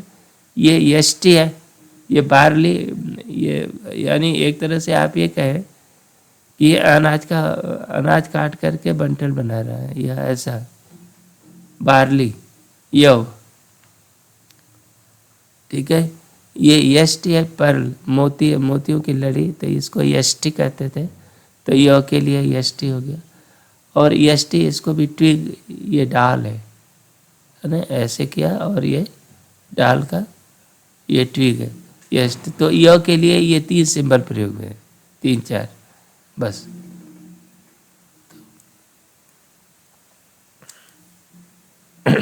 अब ये र है, र के लिए देखिए 2 मुँहा सांप, रथर्वी, 2 मुँहा सांप, ऐसा सांप जो 2 मुँह, ये रथर्वी है, तो ये र के लिए उपयोग है ना। और रथारिन माने चैरियट, है ना, चैरियट रथ, तो ये रथ से संबंधित सामग्री है, रथ का पहिया है, चैरियट व्हील। रथारिन माने रथ का चक्का, तो चक्र के लिए इन्होंने यह है, तो यह रथ का चक्र होता होगा, तो इसलिए इन्होंने इसका तो या तो स्पोक भी बताएं या नहीं तो बाद में गोल कर दिया ऐसे। तो ये, लेकिन वो चक्र जो है थोड़ा तिरछा कर दिया है, याद रखो। यह ठ बिल्कुल गोल कर दिया है, ठ जो है ना गोल किया, लेकिन इसको थोड़ा सा ओबलांग किया है ना, थोड़ा सा इलिप्टिकल कर दिया है, ये ध्यान रखें। उसी तरह से रथ है, रथ की ही सामग्री है, लेकिन इसमें ये चक्रों में देखिए ये डाल दिया है, ये ऐसे बना करके उसमें ये डाल दिया है कि ठ से आप अंतर कर सको। और ये रथ से संबंधी, ये रथ से कैसे लिया होगा, ये विद्वान और इसको बारीक जो वेद विज्ञान इन चीज़ों का र से संबंधित कोई और नाम दे सकते हैं। और ये रथ दारू ऐसी लकड़ी जिससे रथ बनता है, तो ये रथ दारू को ये इन सिंबलों में भी प्रयोग होता है ना। अच्छा, ये अंग से अलग है, ये अंग से अलग क्या है, ये अंग है और इसके ऊपर ये शाखाएं बना दिया है, ये ऐसे बना करके यहाँ पर शाखाएं बना दिया, ठीक है ना।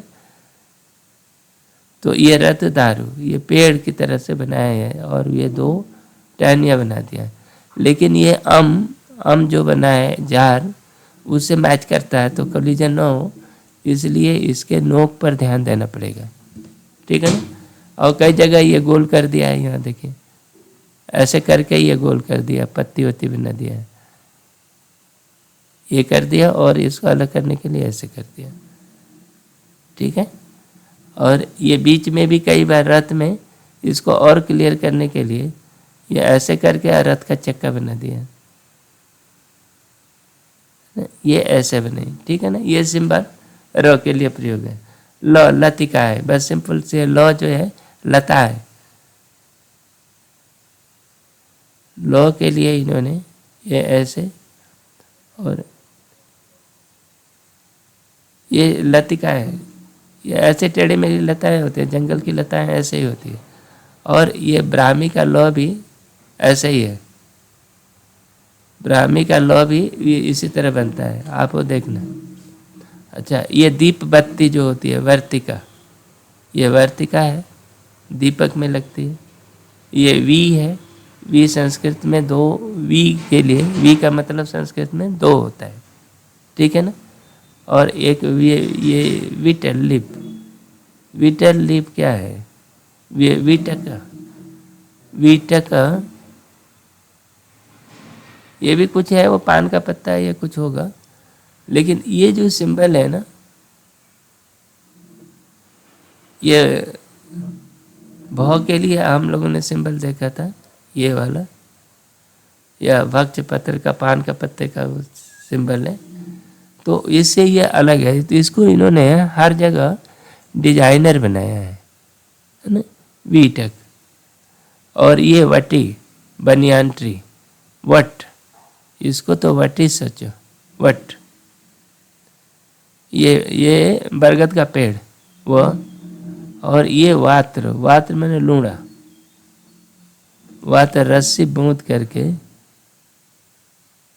ये वात्र है, और ये फिर ऐसे कर दिया, ठीक है ना, ये वात्र है। तो ये इतनी चीजें वो के लिए प्रयोग हुई है ना। तो अब सिंधु में अक्षर क्या क्या है ये आप समझ गए, और उनके नाम क्या है, कैसे आए। अब आगे ये श ये रह गए, श तो देखिए ये मकड़ी, इसको स्क्वेरल, मैंने इसको क्या बोलते हैं, गिलहरी, गिलहरी देखो, गिलहरी की ये पूंछ दिख रही है, गिलहरी ये है, ये इस तरह गिलहरी के कई रूप है। और आगे चल कर ब्राह्मी का ह भी ऐसा है, ये गिलहरी है, ठीक है ना। ये शुक्र, शुक्र मैंने बीज, बीज और बीज का भ्रूण है ना, इसको बड़ी डिजाइनर बनाया है, याद रखना। ये जो रॉ वाले सिंबल से ये काफ़ी कुछ अंत मिलता जुलता है, लेकिन ये जो श बना है ना, श, ये ऐसे बना कर रख दिया है, ठीक है। इसमें यानी ये था एक गोला और उसमें भ्रूण है, यह अंडा के तरह से बना है। शुक्र, शिखर, शिखर पहाड़ की चोटी, ये ऐसे, ठीक है ना। और एक ये ऐसे बना दिया है, या ऐसे बना दिया है, ठीक है ना। लेकिन इससे म से कंफ्यूज नहीं हो, म ऐसा नुकीला बनाया है, इससे म भी इस तरह का है। तो म और ये श में फर्क है, बस थोड़ा सा ये अंतर ये बना है, ठीक है। अब ये शिखा, चोटी, पंडित जी लोग चोटी रखते थे, सभी लोग रखते होंगे शिखा। तो ये शिखा जो है ऐसी गांठ बना कर रखा है ना। तो ये जो है सभी इसका अलग अलग रूप है, ये श के रूप में प्रयोग हो रहा है। अच्छा, ये शेन, बाज है ना, शेन जो होता है, बाज, बाज पक्षी का चित्र है। इस तरह की एक उनकी यज्ञ वेदी भी बनती थी, ठीक है ना। तो इसलिए ये शेन का चित्र श के लिए रिजर्व कर लिया है। अब ये देखो, ये और ये श के लिए कर दिया, ठीक है। उसी तरह से षण, षण षण सिक्स, सठ, सठ सोचो, छ, शस, पहला अक्षर ले लिया श, छ। उसी तरह सप्तन, सात लो तो साप के लिए भी सप्तन, सप्तन सात में भी आता है, तो 7 लाइन कर दो फिर सो। तो जिनकी जो मर्जी उन्होंने ले लिया सप्तन। और ये सोपान है, सोपान में क्या है, सोपान में ये है और बीच में कर दिया ऐसे, या सीढ़ी बना दिया, सीढ़ी, या एच की तरह बना दिया, ये भी है ना, सीढ़ी बना दिया है और डिजाइनर बना दिया इसी को, ठीक है ना। ये सब सोपान है, सीढ़ियाँ है, ठीक है ना। तो इसलिए ये अक्षर जो है श के लिए प्रयोग होते हैं। तो देखो आपका साखर है ना, शुक्र है, शिखर है, शिखा है, शेन है ना, ये शाण है, और ये हो गया शस, सप्तन और सोपान। ठीक है ना। एक बार इनके नाम आप संस्कृत नाम जान जाएंगे तो इन अक्षरों को पहचानने में दिक्कत है नहीं। अच्छा, अब आप ये देखिए अ, ये अ है, ये अ के लिए ये जो न्यूमेरिक साइन है ना वो अक्षर के रूप में भी प्रयोग हुए हैं, तो उसको बस आप ध्यान से देखो। अ 2 है तो वो, ये 3 को तो, ये 4 है तो च, 5 है तो पंचन का प ले लिया प, ये सस श ले लिया, और ये जो है सप्तन, सप्तन का 7 अह अष्ट, और ये 9 नल, और ये 10 भी बनाए हैं, 10 भी बनाए तो दो भी हो जाए, दो 10 भी दो के रूप में कई जगह उपयोग हुआ है। हालांकि दो के लिए इनके पास बहुत अच्छे सिंबल हैं तो इसकी ज़रूरत पड़ती नहीं होगी, लेकिन कभी कभी संयुक्त करने के चक्कर में इन्हें कर दिया होगा। अ, ये डंडी अ, ये श, ये जो चित्र है ना ये कन्फ्यूजन पैदा करते हैं, तो आप इसको ठीक से देख लो। अ, ये श, ज, है ना, लेकिन ये छोटे अक्षरों से, छोटे सिंबलों से बड़े बड़े बने हैं। ज, न, ये श और ये ज, झंझा। ठीक है, तो ये रहा आपका ब्राह्मी के अक्षर। ठीक है ना।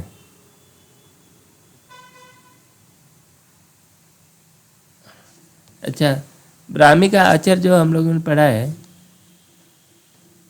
ठीक है ना, अब अन से शुरू करके पढ़े।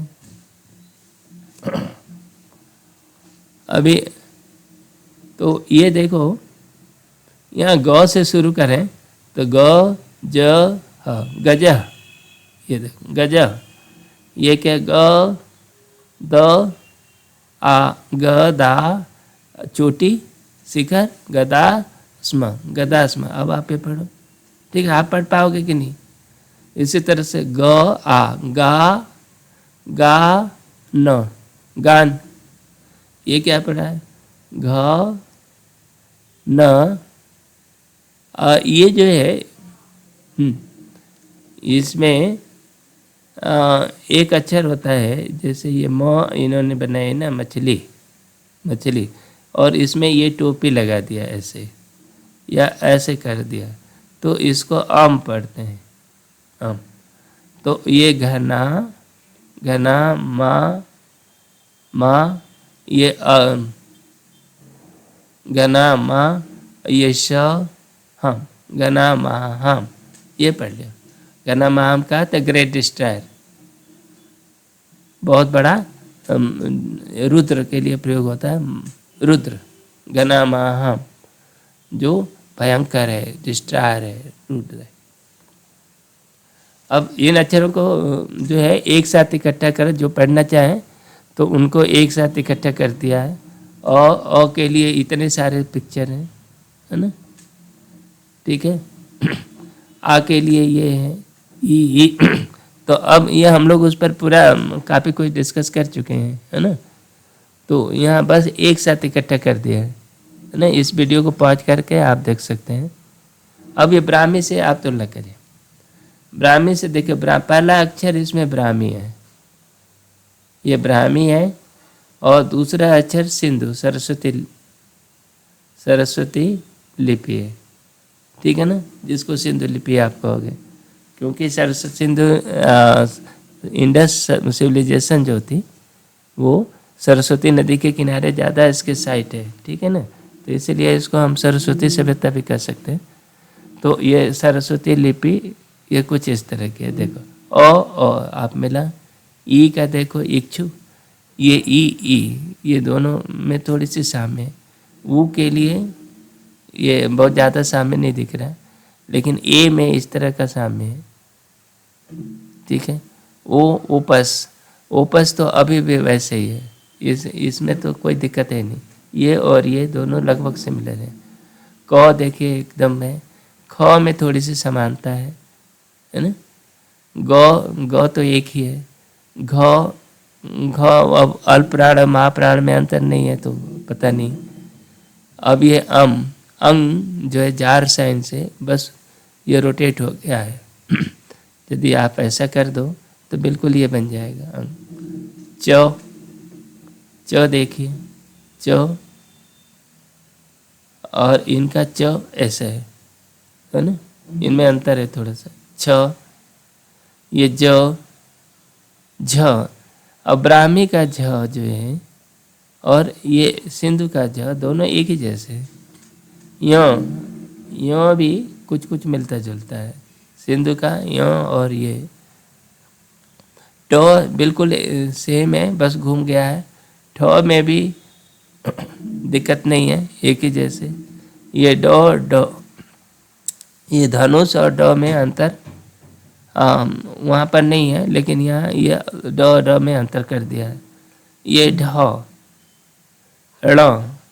ड़ में भी काफ़ी कुछ समानता है। तो देखिए ये तो एक ही जैसे है, थ भी एक ही जैसे हैं, द भी एक ही जैसे, ध भी एक ही जैसे है। और ये न भी तो थ द ध न ब्राह्मी का एकदम हूबहू मिलते हैं। अगला देखिए प, देखिए प में थोड़ा सा अंतर है, बस ऊपर नीचे का हो गया, 180 अंश रोटेशन है। फ, ब देखिए एकदम अंतर नहीं। भ, भक्षत्र और इसमें लगभग डिजाइनिंग एक ही जैसे है, मछली में कोई फर्क नहीं है। य अष्ट देखिए, इनमें भी कोई फर्क नहीं पड़ रहा। र, ये रथरवी दो मुहा सांप और ये र, इसमें अंतर है थोड़ा सा, ठीक है। ये रज्जु कर दिया है। और ये ब्राह्मी का ये लौ देखिए, ब्राह्मी का लौ और इनकी लतिका बिल्कुल एक जैसे है। वो वर्तिका देखिए, दोनों की वर्तिका सिंबल एक ही है। इसी तरह श और श, ये शिखर के लिए जो ये बनाया, इन्होंने ऐसे बनाया है, लेकिन सरस्वती में भी ऐसा ये सिंबल मिलते हैं। तो ये सिंबल सरस्वती और ये दोनों एक ही है। ये श, ये शाखर है, ये स्क्वेरल का ही रूपांतरण है ऐसे, है ना। ये श, ये देखिए ये श, ये शाखर से ही रूपांतरित हुआ दिख रहा है। ह तो बिल्कुल ही है, स्क्वायरल ही है सरस्वती में, और ह में बहुत फर्क नहीं है। तो इसमें देखिए कि व्यंजनों में और स्वरों में ब्राह्मी को ये देखने से आप ये कह सकते हो कि ब्राह्मी जो है सिंधु लिपि का एक मानकीकृत रूप है। लोगों ने मल्टीप्लिकेशन हटा दिया, इसके जो मल्टीप्लिसिटी थी अक्षरों की, उनको हटा करके मानक रूप दे दिया। धीरे धीरे धीरे धीरे ब्राह्मी के रूप में विकसित हो गई, ठीक है। तो ये वैसे तो सिंधु अक्षर काफ़ी सरल हैं और अलग अलग करके लिखे गए हैं, लेकिन कई जगह वो दो दो अक्षरों को मिला भी दिया गया है। लिखने वाला भी सोचा होगा कि उसका तो ये जो संयुक्त अक्षर है, ये देखो ये इस तरह का अक्षर, ये संयुक्त अक्षर है ना। इसमें दो श क को एक में मिला दिया, इस वाले अक्षर को ऐसे लिखने की प्रवृत्ति है। तो ये होता है सक्ष, स क श, ये होता है ना, श छ होता है वो, क और श होता है ना अपना, तो उसी को सक्ष ये कर दिया। उसी तरह ये देखो ये स आ त, ये सात हो गया, है ना। इसको ये सात को इस तरह से मिला के लिख दिया है। उसी तरह ये देखो श और न को मिला करके शन कर दिया है, ठीक है ना। इनके लिखने का तरीका है कि जो अक्षर सबसे बड़ा होगा, ठीक है ना, ये जैसे मान लो ये अन्न है, ठीक है। अन्न के अंदर इन्होंने ऐसे मान लो ये पेड़ लगा दिया, पेड़ लगा दिया, और इसके बाद ये लगा दिया, र लगा दिया, है ना, र। तो इसको ये पढ़ेंगे अंतर। अ सबसे पहले वाला बड़ा वाला अक्षर, अ पहले, उसके बाद ऊपर से नीचे अंतर, है ना, अंतर, ये पढ़ेंगे, है ना। तो वैसे ही हम लोग भी ब्राह्मी में भी यही प्रवृत्ति करते हैं। जैसे ठ है ना, ठ में और य मिलाओगे तो ये ऐसे कर दिया ठ्य, ठीक है ना। ब्राह्मी की भी यही प्रवृत्ति है कि ऊपर से नीचे, तो इस तरह से ये अक्षर है। देखो ये सन पढ़ दिया, ये जो है सर है, सर के लिए इन्होंने र लगा दिया, है ना। तो इस तरह के संयुक्त अक्षर कहीं कहीं देखने को मिलता है। इसकी सूची यज्ञदेव ने अपनी थीसिस में काफ़ी विस्तार से दिया हुआ है, ठीक है। अब ये पढ़े कैसे हैं, पढ़ कैसे, क्या पढ़ा है क्या, वो देखिए। सबसे पहले अंग अक्षर इन्होंने पढ़ा, ये जार वाला साइन है ना। जार के साइन के साथ ये कई रूप हैं, आप जानते ही होंगे। ये बीच में डाल दिया, डंडी डाल दिया, पत्ती डाल दिया, है ना, पत्ती का। तो ये सब एक ही तरह का है। ये अननम, ये प्राणी हो गया, ये अन्न सांस हो गई, प्राण हो गया, ठीक है ना। अब ये देखो आजन, ये अ के लिए ये डंडी वाली अक्षर, ये इस अक्षर को ये पढ़ रहे हैं। तो देखो आननम और अना और आम, ये आप पढ़ सकते हो। अगला, अब देखो, अब अगला अक्षर द, ये पढ़ रहे हैं, है ना। द में ये नौ आपने पढ़ चुके है ना, अन पढ़ चुके हो। तो ये अंध और ये द पढ़ लिया, तो द से ये धन हो गया, है ना। और ये धा हो गया, धा माने धारण करना, ठीक है। धन, धन तो सार्थक शब्द है। अंध, अंधा। वो सोम को अंध बोला है। वो संस्कृत में, वो वैदिक संस्कृत है, जो वेद भाषा जानेगा उसका अर्थ वही समझेगा ये। अच्छा, ये देखो धा। अब आगे वाले ये दो अक्षर, ये अ के लिए अ को डेसिफर कर रहे हैं, ये ऐसे। इस अक्षर के लिए धा हो गया, ये हो गया अंध, यानी आम, आम हो गया, ठीक है। इसमें हम लोगों ने ये 3-4 अक्षर पढ़ चुके। अब ये अगला अक्षर ई आ रही है, देखो। तो आपने ऑलरेडी पढ़ चुके हो, और दो पढ़ चुके हो, अधि ऊपर, अधि माने ऊपर, ई अध, इससे ईद भी पढ़ा। तो मैंने आगे पीछे से आप समझ सकते हो कि ये सिंबल ई के लिए ही है, दोनों ही ओर से सार्थक है। और भी पढ़ोगे तो ये तो नमूना है, आगे भी आप देखते रहेंगे तो इस तरह से ही पढ़ेंगे। अच्छा, अब अगला अक्षर द का लिए, देखो ये धनुष वाला। तो आपने बहुत सारी चीज़ें, इसमें कोई अक्षर नहीं है जो आप नहीं जानते, बस ये एक नया वर्ड आ गया, अ ध ई न, अधीन, अधीन, कोई किसी के अधीन हो गए, ये सार्थक शब्द है, अधीन। अब आगे देखो, ये तो के लिए बात करते हैं, तो और न, ये इसको तो कर रहे हैं। तो इसको कुछ अक्षर ढूंढे होंगे डिक्शनरी में, ये 2 अक्षर का है, तो इसको तन, ठीक है ना। लेकिन अब इधर देखिए, द द द द द द अन त, ददांत, ददांत का अर्थ होता है ओ पैसिफायर, ददांत, ददांत, ये गिवन बाय पैसिफाइड वन, वो परमात्मा के संदर्भ में ये बोल रहा है। ये भी एक सार्थक शब्द है, ठीक है ना। तो अब आगे देखो, अगला वर्ड आ गया, हम ईश्वर की बात कर रहे हैं, शुक्र, शुक्र है ना। शुक्र का पहला अक्षर स से शुरू होता है, बीज है ना। तो ये बीज को देखो, श श ई, शशि, शशि सार्थक है, शशि मनुष्य चंद्रमा। श और अन ई, शनि, देखो ये शनि मिल गया, है ना। तो इसलिए श का डेसिफर हो गया। फिर 9 का देखो, अशन, अशन मैंने रीचिंग अक्रॉस, मैं इससे पाना, इसको ये अंग्रेजी में दिया हुआ है तो हिंदी वालों को थोड़ा कम समझ में आ रही होगी जो, लेकिन यदि वो इस चीज़ को वैदिक भाषी थोड़ा ठीक से इसको, अच्छे वेद के ज्ञाता थोड़ा ठीक से इसको व्याख्या करें तो ये ज़्यादा सरलता से समझा जा सकता है। तो देखो अनान, अनान, ठीक है। ये अना नहीं, ये 9 मिल गया ये डिस्क पर। अब अगले देखो ई, देखो ई आ गया है ना। अब ई आ गया ऐसा, ये सील नंबर दिया हुआ है, कोई हवा में नहीं बात कर रहे हैं, वो सील में लिखा हुआ है, हम अपनी मर्जी से नहीं पढ़ रहे हैं, है ना। अननी, अननी है ना, ईस्ट द लिविंग, प्राणी अननी, लिविंग ये स्त्रीलिंग है ना, ऐसा प्राणी। अच्छा जो का देखो, जो का ये क्या है, जनधा, जनधा, जनधा माने नरिशिंग क्रीचर।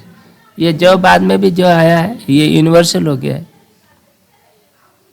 अच्छा यहाँ पर ये जगदेव ने 70 से 80 लेकर के काफ़ी अच्छे सिंबलों का, सभी सिंबलों की अच्छी व्याख्या किया और डेरिवेशन दिया हुआ है।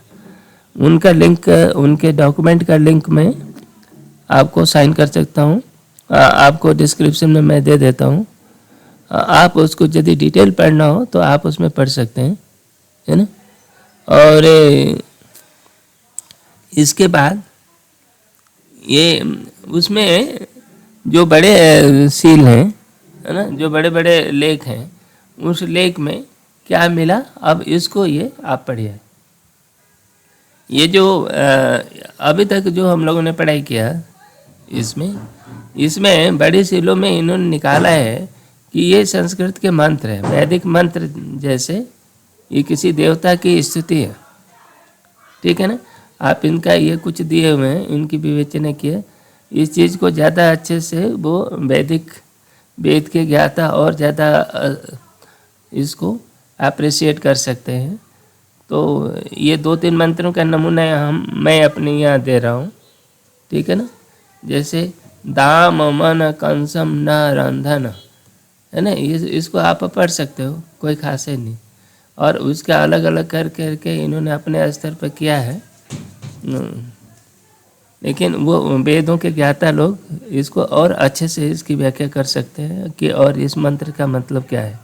दाम मन कंसम च आसनदन, तो कुल मिला करके ये दिख रहा है कि ये इस डिसिफरमेंट से, यानी इस सिंधु लिपि के पाठन से एक चीज़ निष्कर्ष निकाला है कि ये सारे वैदिक मंत्र हैं और ये वेदों से और सरस्वती संबंधित हैं, ठीक है ना।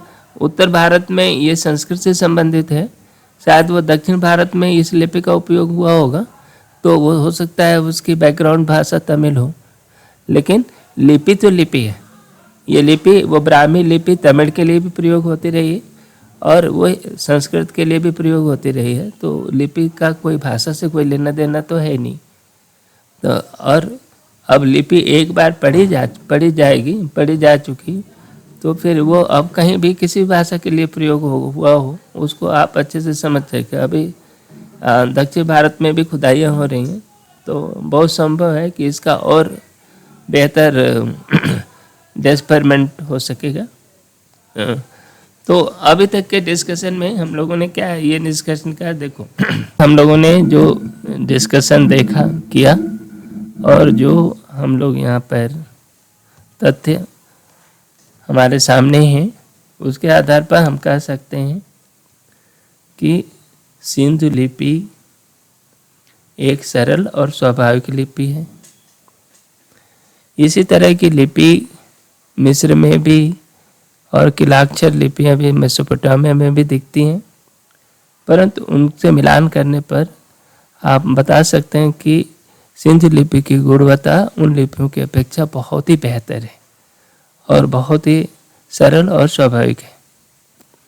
दूसरी बात यह है कि इससे यह भी पता चलता है कि भारत की जो सभ्यता है अपने शैशव काल में भी बहुत सिस्टमेटिक और वैज्ञानिक थी। इसका कोई दुनिया में कोई सानी नहीं है, कोई इस तरह की कोई भी नहीं। यहाँ के लोग कितने सिस्टमेटिक, कितनी वैज्ञानिक तरीके से सोचते थे, आप इस लिपि को देख करके बता सकते हैं। उससे ये लिपि लगभग पढ़ी जा चुकी है, इसको सिर्फ रिफाइन करने की ज़रूरत है, इसको अंतिम रूप दिए जाने की आवश्यकता है और विद्वानों द्वारा देर से फिर इसकी मान्यता मिल जाएगी, देनी पड़ेगी। ये इतनी स्वाभाविक है और इतनी इसके पक्ष में इतने सारे तथ्य हैं और इतनी कंटिन्यूटी है कि ब्राह्मी से लेकर सिंधु लिपि से लेकर के ब्राह्मी तक इतनी जो कंटिन्यूटी है और इसी से आगे चल करके हमारी सारी लिपियाँ विकसित हुई हैं। और इतने तथ्य हैं जो अभी इस पूरे वीडियो में आपने देखा होगा कि इतने सारे तथ्य हैं जो इस बात को साबित करने के लिए पर्याप्त हैं कि ये लिपि वास्तव में पढ़ी जा चुकी है। और दूसरी बात, इसके पढ़ने की, किसी लिपि को पढ़ने की सबसे बड़ी कसौटी होती है कि उससे शब्दों के, उसके अक्षरों की वैल्यू फिक्स हो और उससे कोई सार्थक शब्द निकले और उनके में कोई एम्बिग्यूटी न हो, कोई संदिग्धता न हो। ठीक है, तो यहाँ पर सिंधु लिपि इस मामले में खड़ी उतर रही है। जो पाठन का तरीका भी है वो बहुत ही स्वाभाविक है। इसके लिए श्री जग्गदेव हम बहुत बहुत बधाई के पात्र हैं। और ये इन्होंने जो रास्ता दिखाया है, एक तरह के एक टार्च बियरर का काम किया है। जो रास्ता दिखाया है वो एक अभूतपूर्व है। इसके लिए भारत सरकार को भी इस चाहिए कि एक टीम गठित करके, असल में ये काम जो है बहुत ही कठिन काम है, बहुत बड़ा काम है। इसमें अध्ययन के लिए एक तो आपको आर्कियोलॉजिस्ट की ज़रूरत पड़ेगी, इनके वेदों के ज्ञाता की ज़रूरत होती है क्योंकि इसकी बैकग्राउंड भाषा वेद भाषा है। और ये सामान्य संस्कृत वाले लोग इसको न तो समझ सकते हैं न इसकी व्याख्या कर सकते हैं। और कुछ सिस्टमेटिक इतिहास जानकार वैज्ञानिकों की ज़रूरत पड़ेगी। तो इनकी एक संयुक्त टीम बना करके और इसको अंतिम रूप दिया जाना चाहिए। तीसरी बात जो इसमें महत्वपूर्ण ये है कि हम लोग हमेशा इसकी बहुत सारी आलोचना की जाती है कि ये जो है इसकी बहुत सारी कमियां होगी, इसमें कोई शक नहीं है। जितनी कमियां इसकी बताओगे उतनी कमियां प्रिंसेप के ब्राह्मी डेसिफरमेंट में भी उससे कहीं ज़्यादा कमियां हैं। प्रिंसेप के पास तो बहुत ज़्यादा जानकारी थी नहीं, वो सिर्फ दानम था और अगाथा क्लिस नाम का एक सिक्का था जिस पर वो डबल था। इसके अलावा कोई रोजेटा स्टोन नहीं था उनके पास। फिर भी ब्राह्मी डेसिफर हुई और सभी ने उसको मान्यता दिया। सिंधु लिपि का जो पाठन का जो तरीका जग्गदेव ने बताया है उसमें यह स्पष्ट है कि ये प्रिंसिप से कहीं ज़्यादा सामग्री इसमें अवेलेबल है और ऐसी स्थिति में इसको महत्वपूर्ण दिया जाना चाहिए। सबसे बड़ी बात है कि भारतीयों को ये इस लिपि से ये पता लग रहा है कि भारत की सभ्यता एक कंटिन्यूअस सभ्यता है जो लगातार सिंधु घाटी सभ्यता में विकसित होकर के आज तक जीवित है। अंग्रेजों और यूरोपीय विद्वानों ने अनावश्यक रूप से भारत में भ्रम पैदा किया, भारतीय अभिलेखों के प्रति भ्रम पैदा किया, हमारे वेदों पुराणों और उनको कपोल कल्पित गाथाएं बताई। और सबसे बड़ी बात है कि हम लोगों ने भी उन पर भरोसा किया। ऐसा भरोसा करना बहुत अच्छी बात नहीं है। इस तरह अंध भरोसा, भारत एक बौद्धिक देश रहा है। आज भारत दुनिया का सबसे ज़्यादा बुद्धिमान देशों में गिना जाता है। यहाँ के तकनीशियन, यहाँ के वैज्ञानिक, यहाँ के चीज़ पूरी दुनिया में माने जाते हैं और अपनी विद्वता का और अपनी क्षमता का लोहा मनवा रहे हैं। ऐसी स्थिति में ये कहना कि ये हमारे जो शास्त्र हैं, हमारे विद्वान हैं, हमारे जो ग्रंथ हैं उनमें सब गलत बातें लिखी गई हैं, कपोल कल्पता है, ये बहुत ही गलत बात है। यह स्पष्ट हो गया है कि भारतीयों को अपने इतिहास का पुनर्लेखन की ज़रूरत है। उसको अपने शास्त्रों को और अपने अभिलेखों को पर्याप्त महत्व देने की आवश्यकता है। भारतीयों को अपना आत्मविश्वास जगाना होगा और अंत में और इस आत्मविश्वास को कायम रखने की ज़रूरत है। भारत विश्वगुरु बनेगा और भारतीय इतिहास के पुनर्लेखन के द्वारा उसके वास्तविक स्वरूप को लिखने की आवश्यकता है। इसके साथ ही ये वीडियो समाप्त करते हैं। ये वीडियो प्रचार करने के उद्देश्य से लिखा गया है कि एक महत्वपूर्ण अच्छी सामग्री का अधिक से अधिक लोगों से पहुँचे। और आपने ये देखा, एक महत्वपूर्ण चीज़ है, इसको हमारे देश में हमारे लोगों को अधिक से अधिक लोगों तक इनको पहुंचना चाहिए। और इस पहुंचाने के लिए मेरा आपसे अनुरोध है कि आप अधिक से अधिक शेयर करें, लाइक करें तथा जनता तक पहुंचाएं। इसी के साथ ही वीडियो समाप्त करते हैं। आपने अपना अमूल्य समय दिया। हम अपनी ओर से सभी दर्शकों को हार्दिक धन्यवाद देते हैं। Thank you.